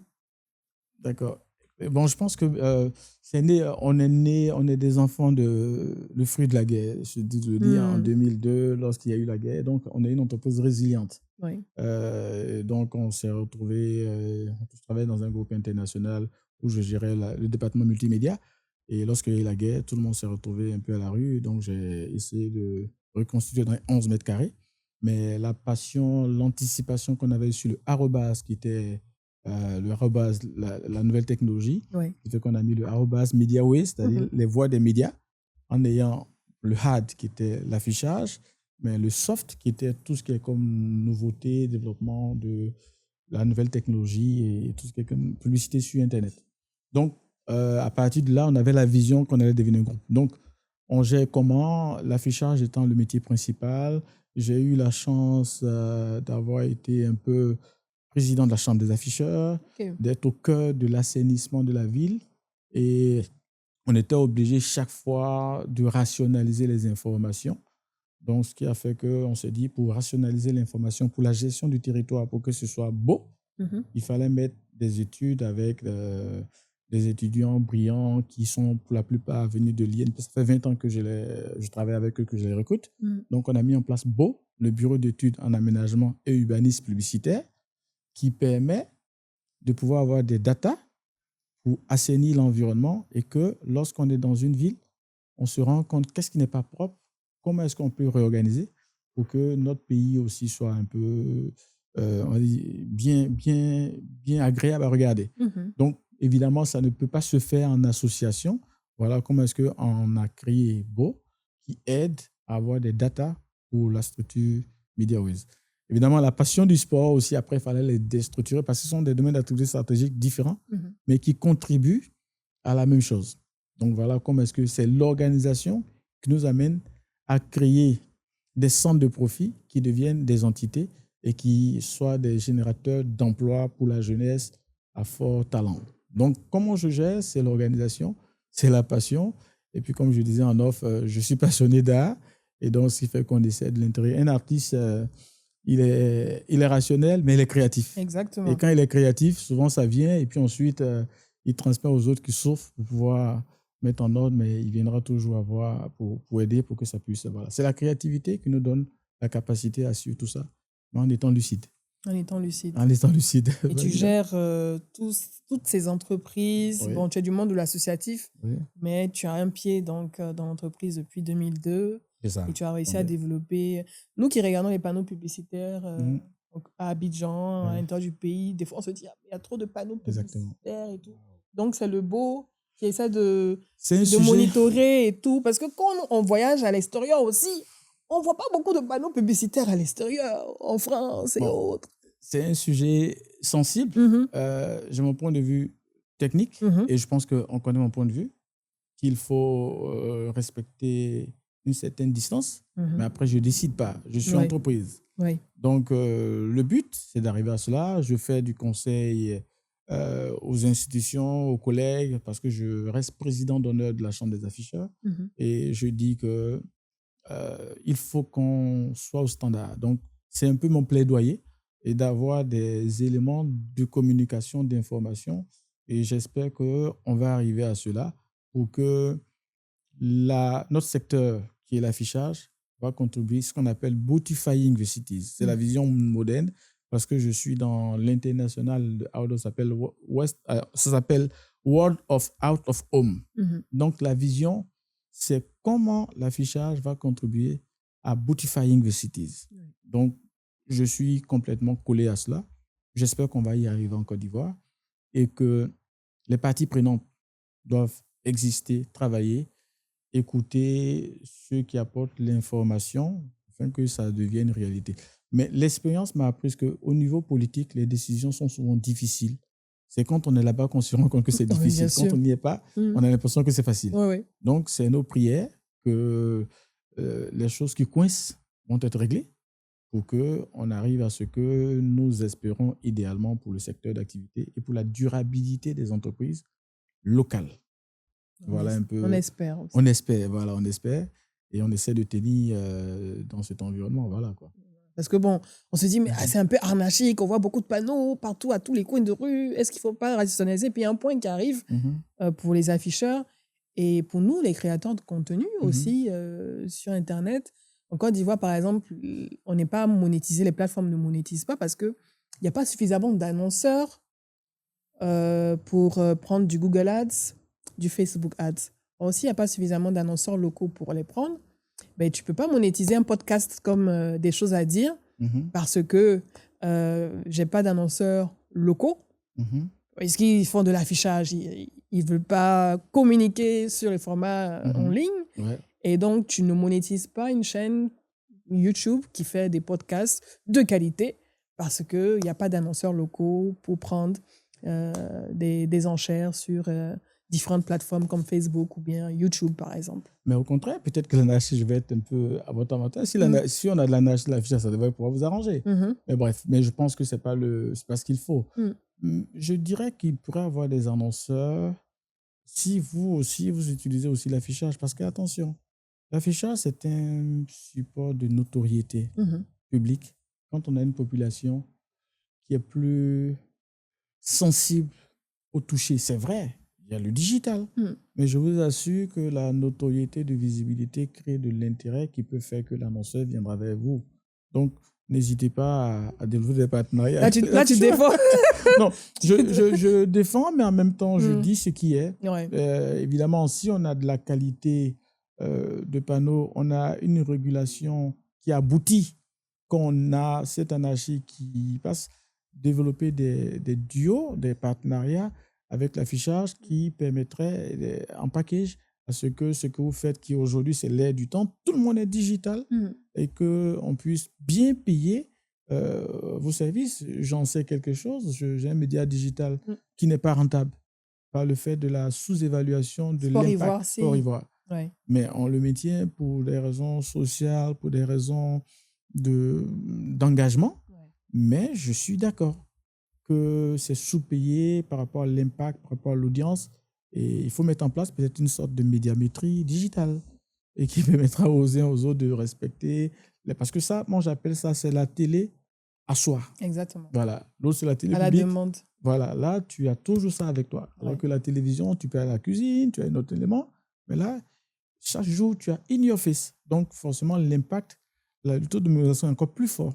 Donc, travaillons dans une plateforme de communicants pour que chacun puisse gagner de l'argent, pour continuer à payer les charges et à faire beaucoup de podcasts de cette qualité. Exactement, et à faire beaucoup de vues et à vous apporter du contenu de qualité avec des invités de qualité de haut calibre, comme j'en reçois chaque semaine. En tout cas, merci beaucoup pour votre fidélité, votre engagement, vos commentaires, vos partages et vos recommandations. C'est ce qui motive et c'est ce qui nous permet d'avancer. Même si on ne monétise pas forcément régulièrement le contenu avec YouTube qui ne reconnaît pas la Côte d'Ivoire, pas pour l'instant. Dommage. Mais bon, on espère que ça sera le cas d'ici 1 an ou 2, pourquoi pas, avec l'engagement donc de nos autorités qui y travaillent. Parce que bon, c'est tout bénef pour nos autorités de pouvoir avoir des plateformes en termes de traçabilité qui génèrent des revenus et les revenus vont donc aux plateformes comme YouTube qui a des partenariats avec nos États et que ces plateformes reversent donc la taxe à ces différents États qui vont pouvoir également monétiser, gagner de l'argent sur nous, les créateurs de contenu, avec cette traçabilité de leur plateforme. Et donc, pour ça aussi, les annonceurs communiqueront beaucoup plus sur les plateformes, feront un mix, en tout cas, des deux, pour que tout le monde soit gagnant. Et voilà, donc je suis très contente de vous avoir chaque semaine. Vous êtes nombreux, on est maintenant plus de 60 000 sur cette chaîne, sur ce podcast, des choses à dire que vous appréciez.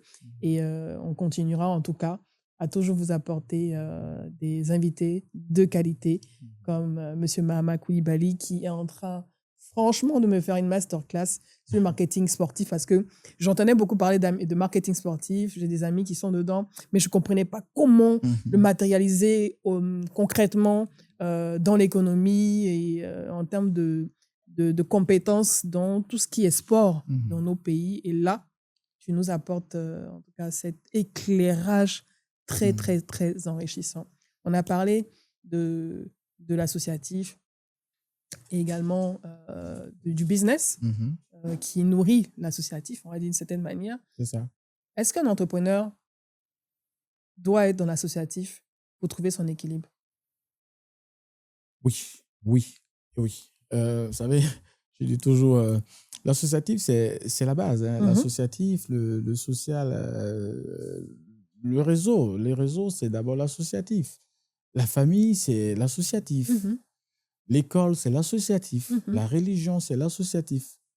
La passion, c'est l'associatif. Donc, c'est ça qui guide. Et tout ce qu'on fait professionnellement, c'est pour servir ce réseau associatif. Et voilà pourquoi, quand certaines personnes disent « j'ai pas de réseau », je dis « mais tu as au moins 5 réseaux quand tu nais. Ouais. Tu as ta famille, d'accord? Tu as tes amis de classe. Tu as ta religion, n'est-ce pas? Tu as ta passion. Et tu as ton environnement professionnel si tu travailles. Donc, l'associatif, il est nourri par le professionnel. Mais il faut savoir connaître la priorité. Ouais. Voilà. Et puis, voilà, il faut vraiment bien doser, sinon on ne vit pas. Voilà. C'est ça, parce que sinon, l'associatif peut aussi prendre le pas. Le pas. Je suis d'accord. Passion associative peut créer des problèmes de gestion de sa vie, de sa famille, de son entreprise. Ça peut te bouffer. Ça peut te bouffer. Tu peux être dans la passion, tu peux te perdre. Mais il faut bien trouver son équilibre dans l'associatif qui permet d'avoir du temps pour créer de la richesse et de la valeur. Mais pas n'importe quel associatif. Ah. Oui, bien sûr. Il y a un type d'associatif. Oui, il y a d'abord la base, c'est l'éthique de l'associatif. On peut avoir des associatifs, c'est pas éthique, n'est-ce pas? Tu peux. Voilà. Association de ma fête. Non, je rigole. Voilà, non. Associatif, voilà, c'est l'éthique. Le côté associatif où tout ce que tu gagnes, tu mets là-bas, c'est pas l'associatif. C'est de l'exploitation. Voilà. Qu'on soit musulman ou chrétien, on parle de zakat ou de dîme. C'est une part de ce qu'on gagne, qu'on partage. C'est ce qu'on doit partager dans l'associatif. Logiquement. Si on va au-delà de ça, il y a risque. De mon point de vue. Exactement. Voilà. Parce qu'on s'oublie. On s'oublie. Maintenant, il y a des associatifs qui créent du business.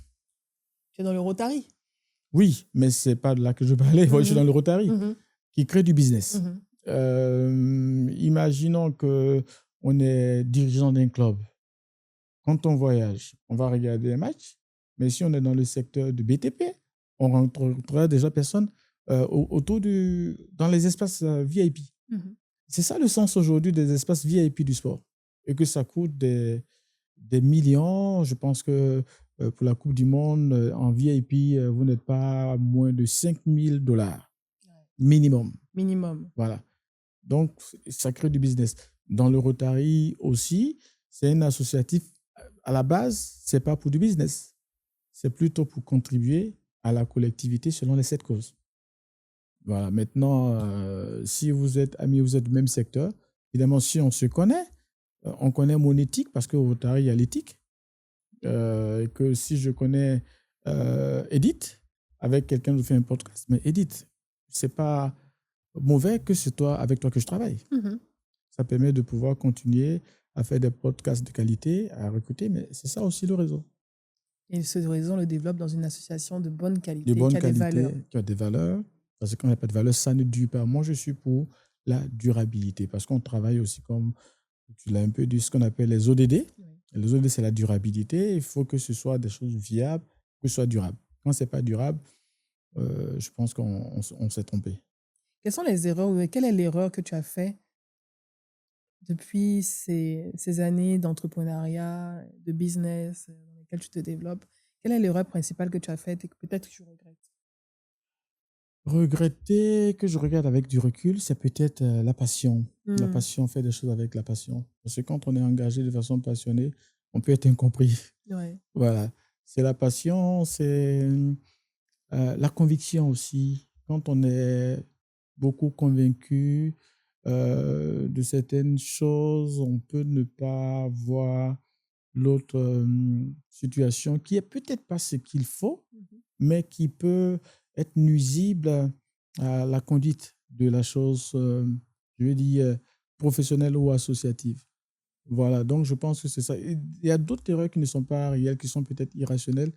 Aujourd'hui, je pense que dans la gestion de tout projet, la compatibilité fait partie, c'est un critère il faut pouvoir cerner pour réussir des projets. Ouais. Voilà. La compatibilité avec, par exemple, un associé Un dans une associé, un activité. Ouais. partenaire, voilà. Et quand quand on ne sait pas à gérer cela, on va droit dans le mur en tant que tel. Parce que les gens sont très, très sensibles en tant que tel. Et puis, il y a d'autres choses qui sont liées au contexte, à l'environnement, il faut cerner l'environnement. L'environnement, Avant de s'engager. oui, et puis l'environnement, voilà, donc quand vous dites des choses que je regrette, c'est un peu fondamentalement cela. Mais bon, à part ça, je ne regrette pas beaucoup de choses Mhm. parce que si on échoue Ouais. parce qu'on a fait des choses bien, quand on a regardé, il ne faut pas regretter cela. Voilà. Il faut plutôt se dire qu'on peut bien faire, mais on peut échouer. Exactement. Mais il ne faut pas vouloir réussir avec des valeurs qui ne sont pas les siennes.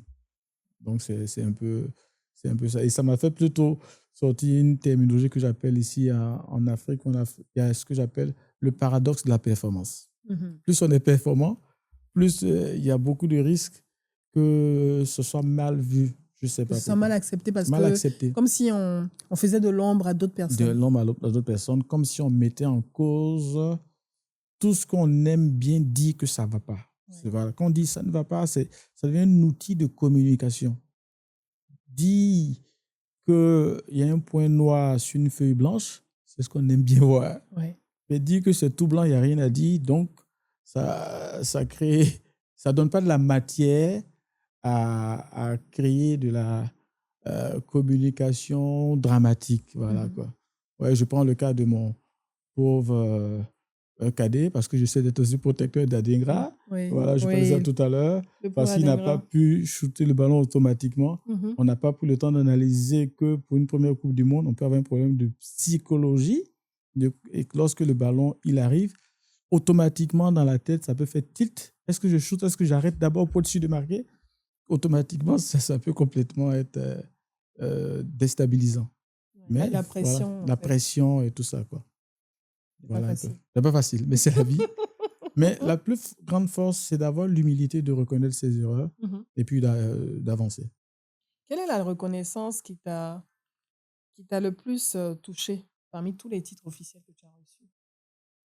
Oh, c'est le prix d'excellence. Mhm. Honnêtement, c'est le prix d'excellence. Je pense que j'ai été très heureux. Ça n'a C'était en pas quelle de... année? C'était en 2023. Mhm.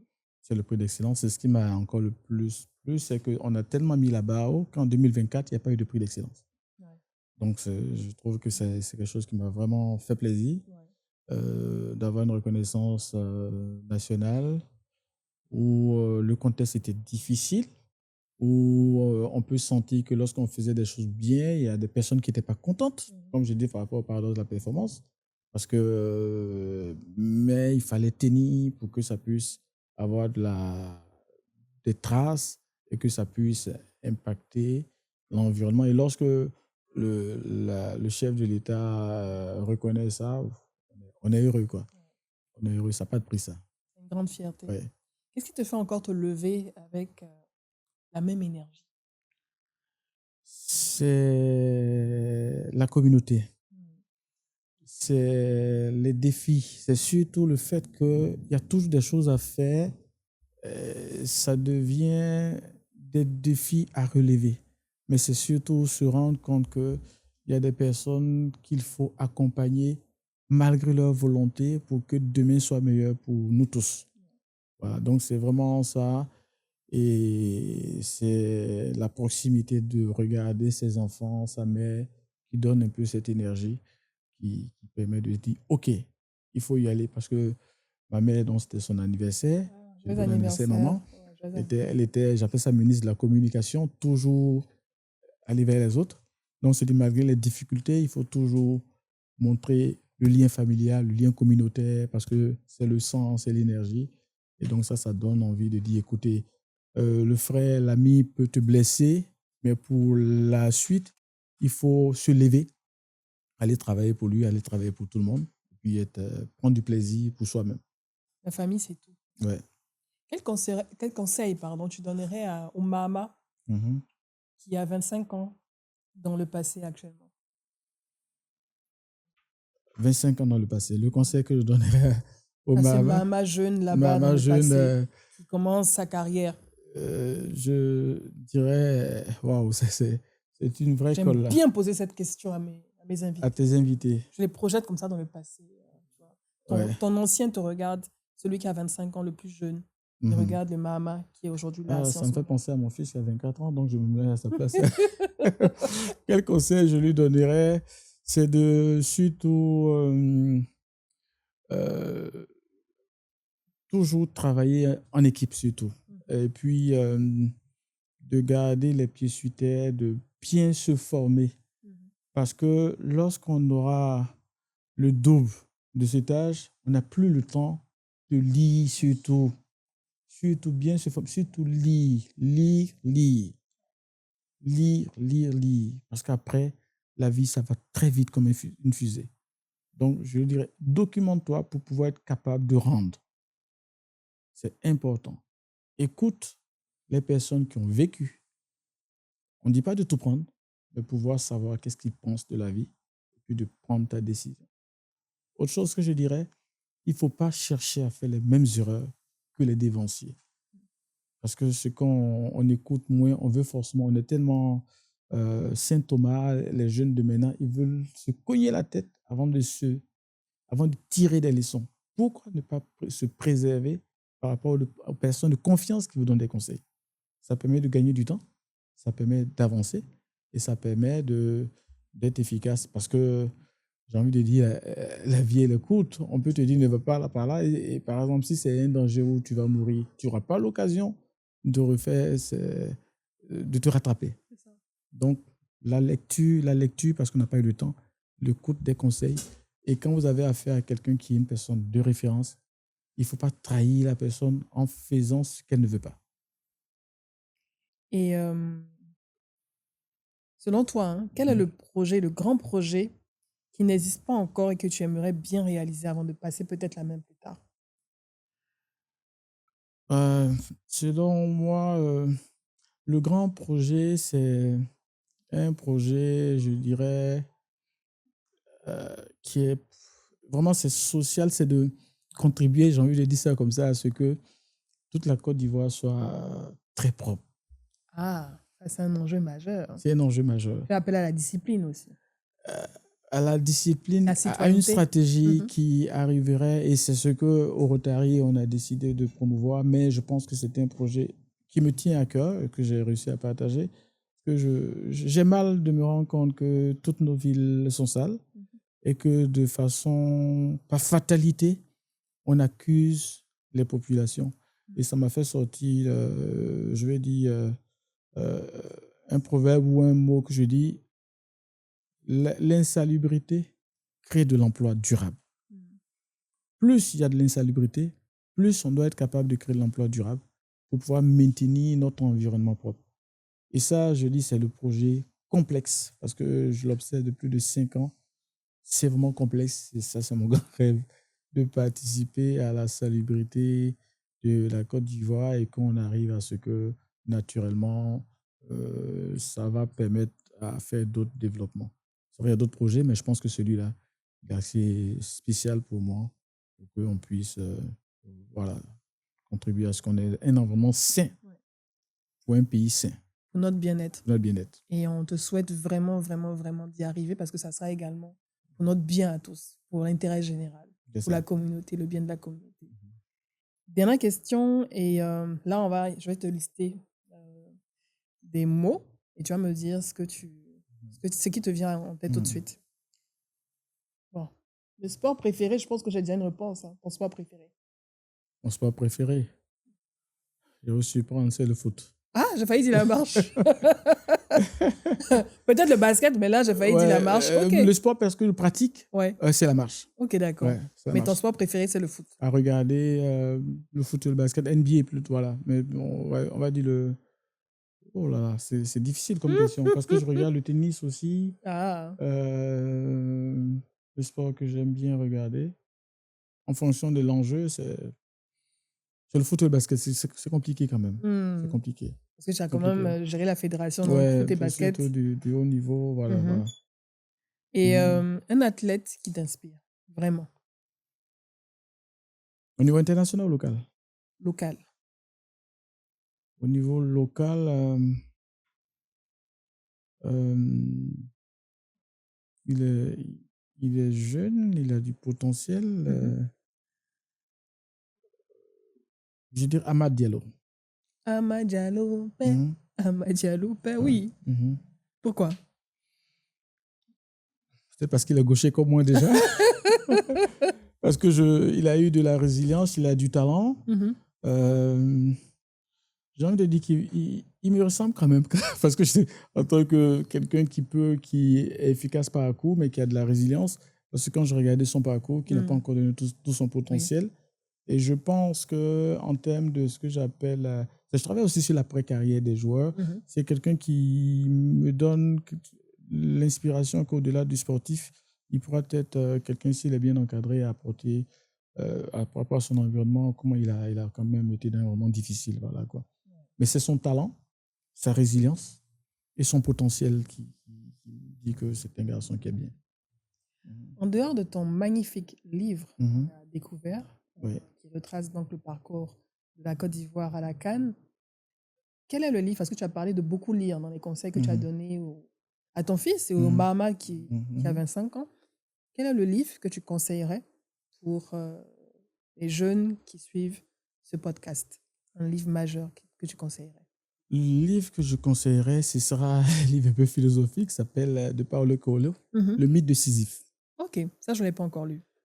Parce que, en fait, dans le mythe de Sisyphe, c'est-à-dire que, voilà, le mythe de Sisyphe, je ne vais pas en dire plus. Voilà. En fait, ce qu'il faut retenir dans le mythe de Sisyphe, c'est-à-dire que c'est le personnage, l'acteur principal montait sur une colline et recommençait la même chose à chaque fois. Et il ne savait pas s'il fallait passer à un autre niveau. Donc, il y a la leçon de dire que dans la vie, on répète les mêmes choses. Et donc, il ne faut pas croire qu'on va inventer quelque chose de nouveau. D'accord? Et puis, il faut pouvoir aussi avoir la lucidité pour pouvoir passer à une autre étape. Voilà. Très intéressant. Oui. Je vais aller l'acheter. Ouais. Et le mot de la fin, pour tous ceux qui ont regardé cet épisode, qui sont à la croisée des chemins, pourquoi pas, qui sont intéressés par le marketing sportif ou bien qui ont découvert la beauté du marketing sportif. On peut en parler pendant des heures et des heures. Exactement. C'est passionnant même pour moi. J'adore le sport aussi. On en a parlé en off. Tu as senti que j'étais passionné par le foot. Je suis l'entraîneur parmi les 30 millions d'entraîneurs qui accompagnent FAE. Qu'est-ce qu'on devrait retenir selon toi de notre échange? Comment tu le résumerais? Je résume cet échange comme une occasion de pouvoir faire savoir que le succès sportif est l'aboutissement d'un travail professionnel, scientifique, spirituel. Et ça doit se savoir afin qu'on puisse répéter cela comme dans le mythe de Sisyphe. C'est ce que je voudrais qu'on retienne. Ce parcours-là, qui est le parcours de l'excellence durable.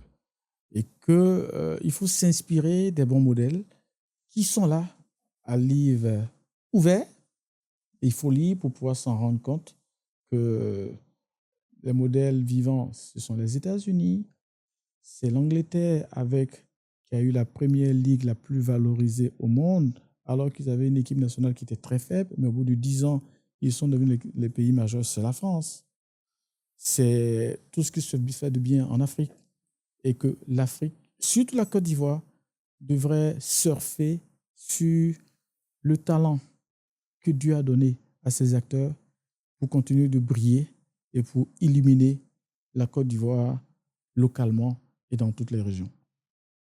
Voilà ce que je pourrais dire en termes de conseils, et que c'est ensemble, par le sport qui est un canal de développement, que toutes nos économies vont être irriguées pour qu'il y ait une motivation de production de richesses pour la Côte d'Ivoire et pour l'impact national et international. Alors, tu as parlé du modèle angolais.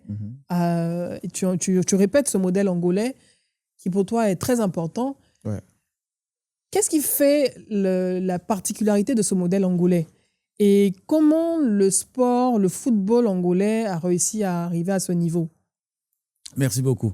Je pense que le modèle angolais part d'une vision politique du président Dos Santos, oui, personnel, qui a voulu avoir un grand pays du sport, avoir une visibilité, un développement impactant de son pays par les valeurs sportives.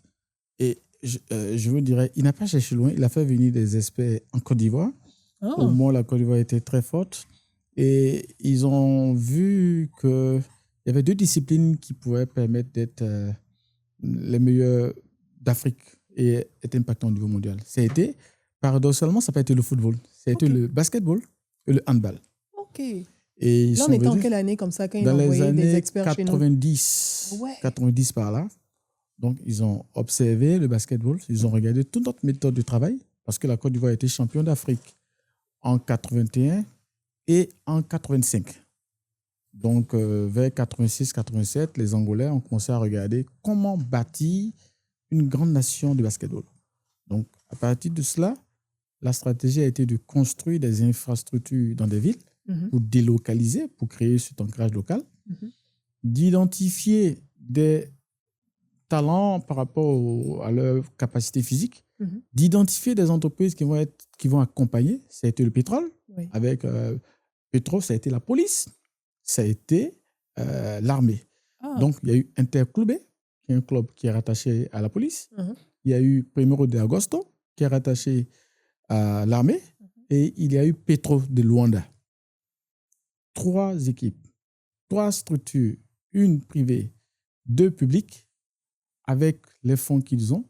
Ils ont fait de l'Angola la meilleure nation d'Afrique au handball et au basketball. Et ont joué toutes les coupes du monde depuis cette période. Et aujourd'hui, le salaire moyen au basket frôle les $10 000 à $15 000. Point joueur. Et vous avez constaté que récemment, l'Angola a joué la finale de la BIL, la balle, contre un pays émergent qui est le Rwanda, qui aussi depuis 8 ans a planifié pour être champion de la balle avec un club rwandais qui est aussi rattaché à l'entreprise de transport ferroviaire. Wow. Donc, ça veut dire que des modèles existent. En Tanzanie, c'est s'appuyer sur des milliardaires qui, ensuite, par leur entreprise, essaient d'être des sponsors majeurs, citoyens, afin de pouvoir attirer nos talents sportifs qui deviennent un passage pour aller à l'international, comme des joueurs comme Zouzoua qui se retrouvent en Tanzanie, qui deviennent l'Eldorado. On a des joueurs ivoiriens, des joueurs de football ivoiriens qui jouent en Tanzanie. En Tanzanie. On vient chercher nos joueurs en Tanzanie. Exactement, il y a même un Ivoiro burkinabé qui se trouve également, qui était là-bas, qui a fait le plus grand mariage, le plus pompeux. Non. Ça veut dire qu'ils sont rentrés dans le vrai entertainment, la création de l'événementiel, la pupolisation du sport et du football. Donc, Wow. je pense que... Si je me permets, quels sont les salaires qu'ils proposent en Tanzanie pour qu'un joueur ivoirien ait envie d'accepter une offre de la Tanzanie? Les salaires sont minimum de 1,5 million, à peu près. Ah ouais? À peu près. Ah Parce ouais. qu'ils vont au-delà. On peut, en fonction... Au football aussi, les salaires sont individuels en fonction de ton des manager. compétences. Mais je pense qu'ils sont au-delà de 1,5 million le salaire en CFA. Ouais. Je pense qu'ici, la fédération essaie de lutter pour que les salaires soient entre 150 et 500 000, à peu près. Mais bon, je pense qu'au-delà du salaire, c'est l'environnement. C'est l'environnement qui peut, parce que je n'aime pas la politique des salaires qui peut faire partie quelqu'un, parce que je le disais tantôt dans une autre vie, lorsque vous avez un salaire de 200 000 francs en Côte d'Ivoire, ça ne sert à rien d'aller avoir 2 000 euros en France. Voilà, restez ici, parce que les 2 000 euros, vous paierez plus de charges. Des charges. Votre maison vous sera autour de 700 euros.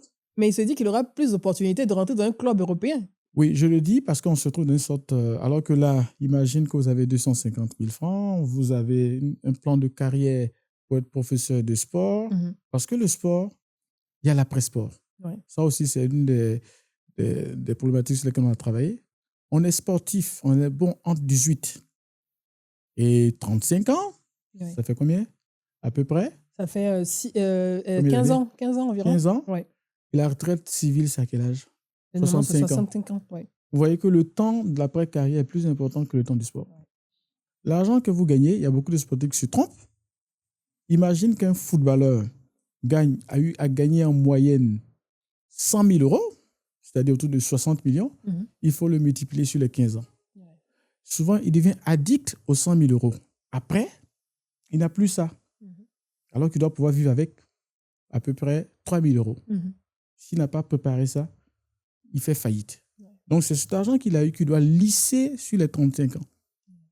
Et comme le pourcentage de faillite des sportifs, c'est paradoxal.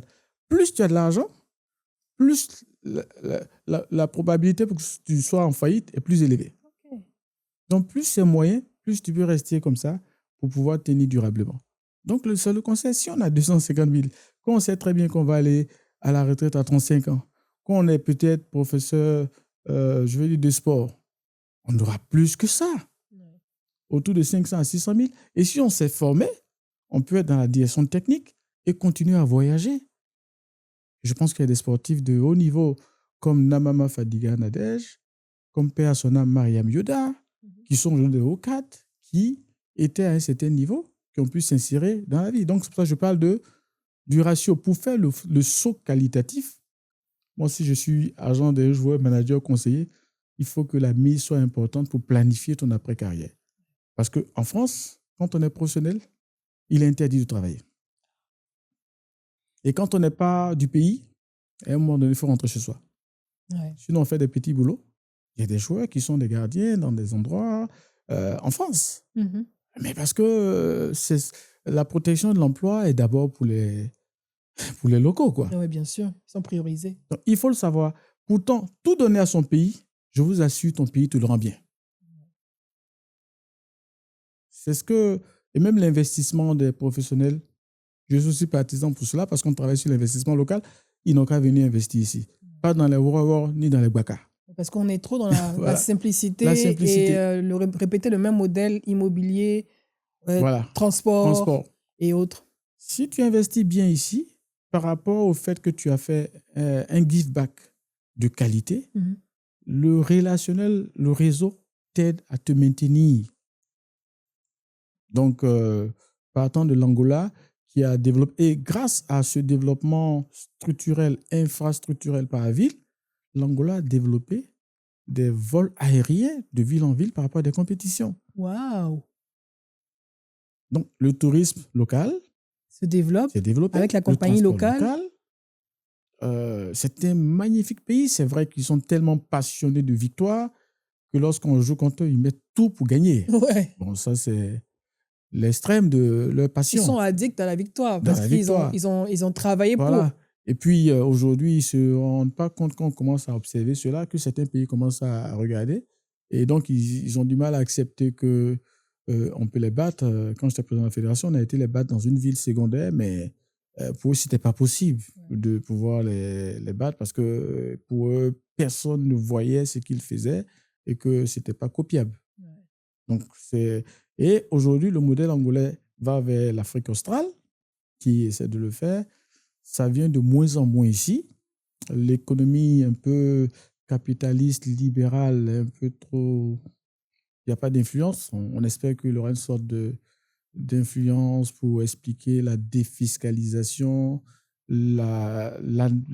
l'esprit d'ancrage local des multinationales qui viennent. Ouais. Et c'est ça qu'on pense qu'il faut qu'on fasse pour qu'on puisse avoir des bases solides et qu'on puisse créer de l'intérêt. Parce qu'un spectacle de qualité, ça coûte cher. C'est ça. Il faut beaucoup de moyens. Voilà. Et des dirigeants de qualité, ça prend du temps à les former, à comprendre qu'ils doivent passer la main à des owners qui ont les moyens pour pouvoir gérer une économie et supporter les charges pour que peut-être après, ces différents que j'appelle owners pourraient être dans des modèles que j'appelle des PPP. On a des stades qui ont été construits par le président Houphouët-Boigny à l'occasion des indépendances. À un moment donné, peut-être qu'il faut penser à des PPP avec des personnes qui sont des présidents des clubs. Mais si ce sont des personnes fortunées des régions, que par le système, elles sont devenues fortunées, mais elles vont être enclins, motivées à investir pour que des stades soient entretenus. Chez moi, à Bonoukou, c'est le stade à l'intimité. L'État a tellement de priorités, le monde ne prend pas. Mais si on a quelqu'un là-bas qui est assez riche, c'est facile de proposer un modèle. Il gère le stade pendant 20 ans, 30 ans, sans être propriétaire du sol, mais des bâtiments, pour pouvoir permettre de créer de la valeur et de la richesse. Et accueillir des matchs. Des matchs. Faire venir des personnes de son réseau aussi fortunées Exactement. que cette personne pour venir assister aux matchs, les loges VIP, amener des artistes pour faire des prestations à la mi-temps. Exactement. Et faire l'aspect multifonctionnel. Oui. C'est le modèle aujourd'hui. La multifonctionnalité permet de gérer l'héritage des stades à forte valeur économique et à gros investissement. Sinon, quand il y a mis beaucoup d'argent, beaucoup de milliards. Beaucoup d'argent et ça crée aussi du tourisme. Donc, c'est tout ça qu'il faut peut-être développer pour qu'on ait des tailles acceptables. Parce que des stades qui vont être autour de 30 000 places, par exemple, à Mans, à Bonoukou, à Bangourou, c'est trop. Il faut peut-être aller entre 10 et 15 000 places qui permettraient de rentabiliser avec une capacité d'extension. C'est tout un plan qui permettra de... OK, si la population commence à gagner de l'argent, commence à grandir, on peut étendre. On n'a pas besoin de casser. C'est ça. Donc, c'est des choses qui sont faisables. Je me projette dans tes yeux, c'est passionnant. Et franchement, tu es pragmatique, en fait. Et tu as des données, tu as des faits. On le voit avec l'exemple de l'Angola. Attends, un salaire de 10 000 à 15 000 $ pour un basketteur minimum. Franchement, je pense que nous aussi, on peut arriver avec notre championnat, pourquoi pas. Mais bon, ça demande du travail, de l'investissement. Et ce n'est pas de l'IA. Ouais, c'est pas de l'IA. Il faut aller sur le terrain pour constater cela. C'est top. C'est très bien résumé. Et moi, je résumerai aussi par ça. Hein. On parle de taux de chômage. On se base sur les chiffres du taux de chômage. On essaie de trouver des solutions pour trouver des emplois durables, des emplois qui ne sont pas précaires pour les jeunes. Et le sport est un formidable creuset d'opportunités avec différentes possibilités. On a vu pendant la CAN tous les métiers qui ont été développés, que ce soit dans la logistique, que ce soit dans la restauration, que ce soit dans l'accompagnement des joueurs et autres. Tout ce qui a été développé autour, c'est un creuset et un moyen aussi de lutter contre le chômage des jeunes. C'est une formidable opportunité et je suis très fière d'avoir reçu un acteur majeur comme toi dans ce domaine qui a une vision, qui a réussi à réunir également des experts qui ont plus de 10 ans d'expérience et qui ont mis en place donc ce think tank pour aider donc nos décideurs à faire de leurs économies, des économies sportives puissantes, parce qu'il y a l'économie sportive, mais également il y a la diplomatie sportive et il y a le nation branding qui est important. Et nous, on a ça mais on doit le structurer encore plus Exactement. pour en bénéficier et rayonner un peu plus partout dans le monde. Je vais demander rapidement le livre, le magnifique, le beau livre, pour rappeler donc où on peut le trouver en ce moment. Magnifique beau livre. Voilà, je l'ai. Voilà, Ouais. c'est mon cadeau. Et on peut le trouver, comme tu l'as dit, dans les Librairie de librairies de France et France. puis en vente privée aussi, En parce vente qu'on a privée. développé la vente digitale OK. avec livraison, avec tout ce que développent ces jeunes brillants qui créent des solutions de vente. Mhm. Donc, je pense qu'il aura les contacts qui permettront de faire des livraisons spécifiques avec des dédicaces spécifiques, OK. des namings par entreprise Ah. et qui servent des cadeaux d'entreprise parce que ça sert également Mhm. de branding nation, de promotion de la Côte d'Ivoire pour toutes les Mhm. personnes qui passent ici. Bien sûr, par Ah, exemple, c'est dans des cadeaux les, d'entreprise. dans les différentes ambassades Ouais. de nos pays à l'étranger. Donc, Mhm. ils devraient se procurer donc, ce livre livre. en quantité pour offrir aux visiteurs qui Exactement. viennent, en tout cas les personnes, les autorités qui viennent donc les rencontrer, C'est ça. leur offrir ce livre qui Mhm. est un élément de diplomatie sportive Exactement. très, très, très important. Ouais. Je vais bien sûr mettre les contacts pour ceux qui veulent commander en ligne, se C'est ça. faire livrer. Et bien sûr, comme on l'a dit, Librairie de France, pour pouvoir se le procurer. Il a combien normalement? Il a 50 000. 50 000. C'est un livre pour Mhm. l'héritage. Ouais. Donc, c'est un livre dans lequel on investit et qu'on garde à la maison et qu'on Exactement. présente à nos visiteurs quand ils arrivent. C'est pour la mémoire collective. Et, On oublie ça souvent, mais la mémoire collective, elle est très importante. et autre chose, on l'a fait dans notre développement international avec le Maroc. Mhm. Au Maroc, parce que c'est ça aussi notre vision d'ouverture avec des pays partenaires, Mhm. pour montrer l'impact et la qualité du support qui ne se fait pas seul. On travaille, on n'est pas fermé. Exactement. Voilà, On est ouvert. On Nous est sommes ouvert. des économies ouvertes. Exactement. Merci infiniment, Mahama. Merci à toi. C'était un plaisir immense de te recevoir et surtout de partager ta passion Merci beaucoup. donc, pour l'associatif, pour l'économie, le marketing sportif et toutes les opportunités possibles pour notre pays et pour ses habitants. Et je rêve de me retrouver encore dans un stade avec une ambiance de dingue, comme on l'a vécu pendant la CAN 2023, la plus belle CAN de l'histoire, grâce à ton travail, aux équipes qui t'ont accompagné. Et, on espère revivre ça encore avec, pourquoi pas, tous nos championnats actuels dans les différents sports dans lesquels nos joueurs évoluent et nos athlètes évoluent également. Merci infiniment. Merci pour tout. Merci et bonne beaucoup. chance à la Côte d'Ivoire. Yes, bonne chance à la Côte d'Ivoire. Comment dire, croise les doigts avec... Là, on a nos 3 étoiles de la CAN, mais là, je suis certaine qu'on va y arriver, qu'on va arriver jusqu'au bout, en tout cas. Que Dieu nous le permette. Merci en tout beaucoup. cas, c'était un plaisir pour moi d'être avec vous donc pour cet épisode et bien sûr de partager ce moment. Et je vous donne rendez-vous avec un ou une nouvelle invitée. D'ici là, restez connectés. Ciao, ciao. Ciao. Merci beaucoup. Bye bye.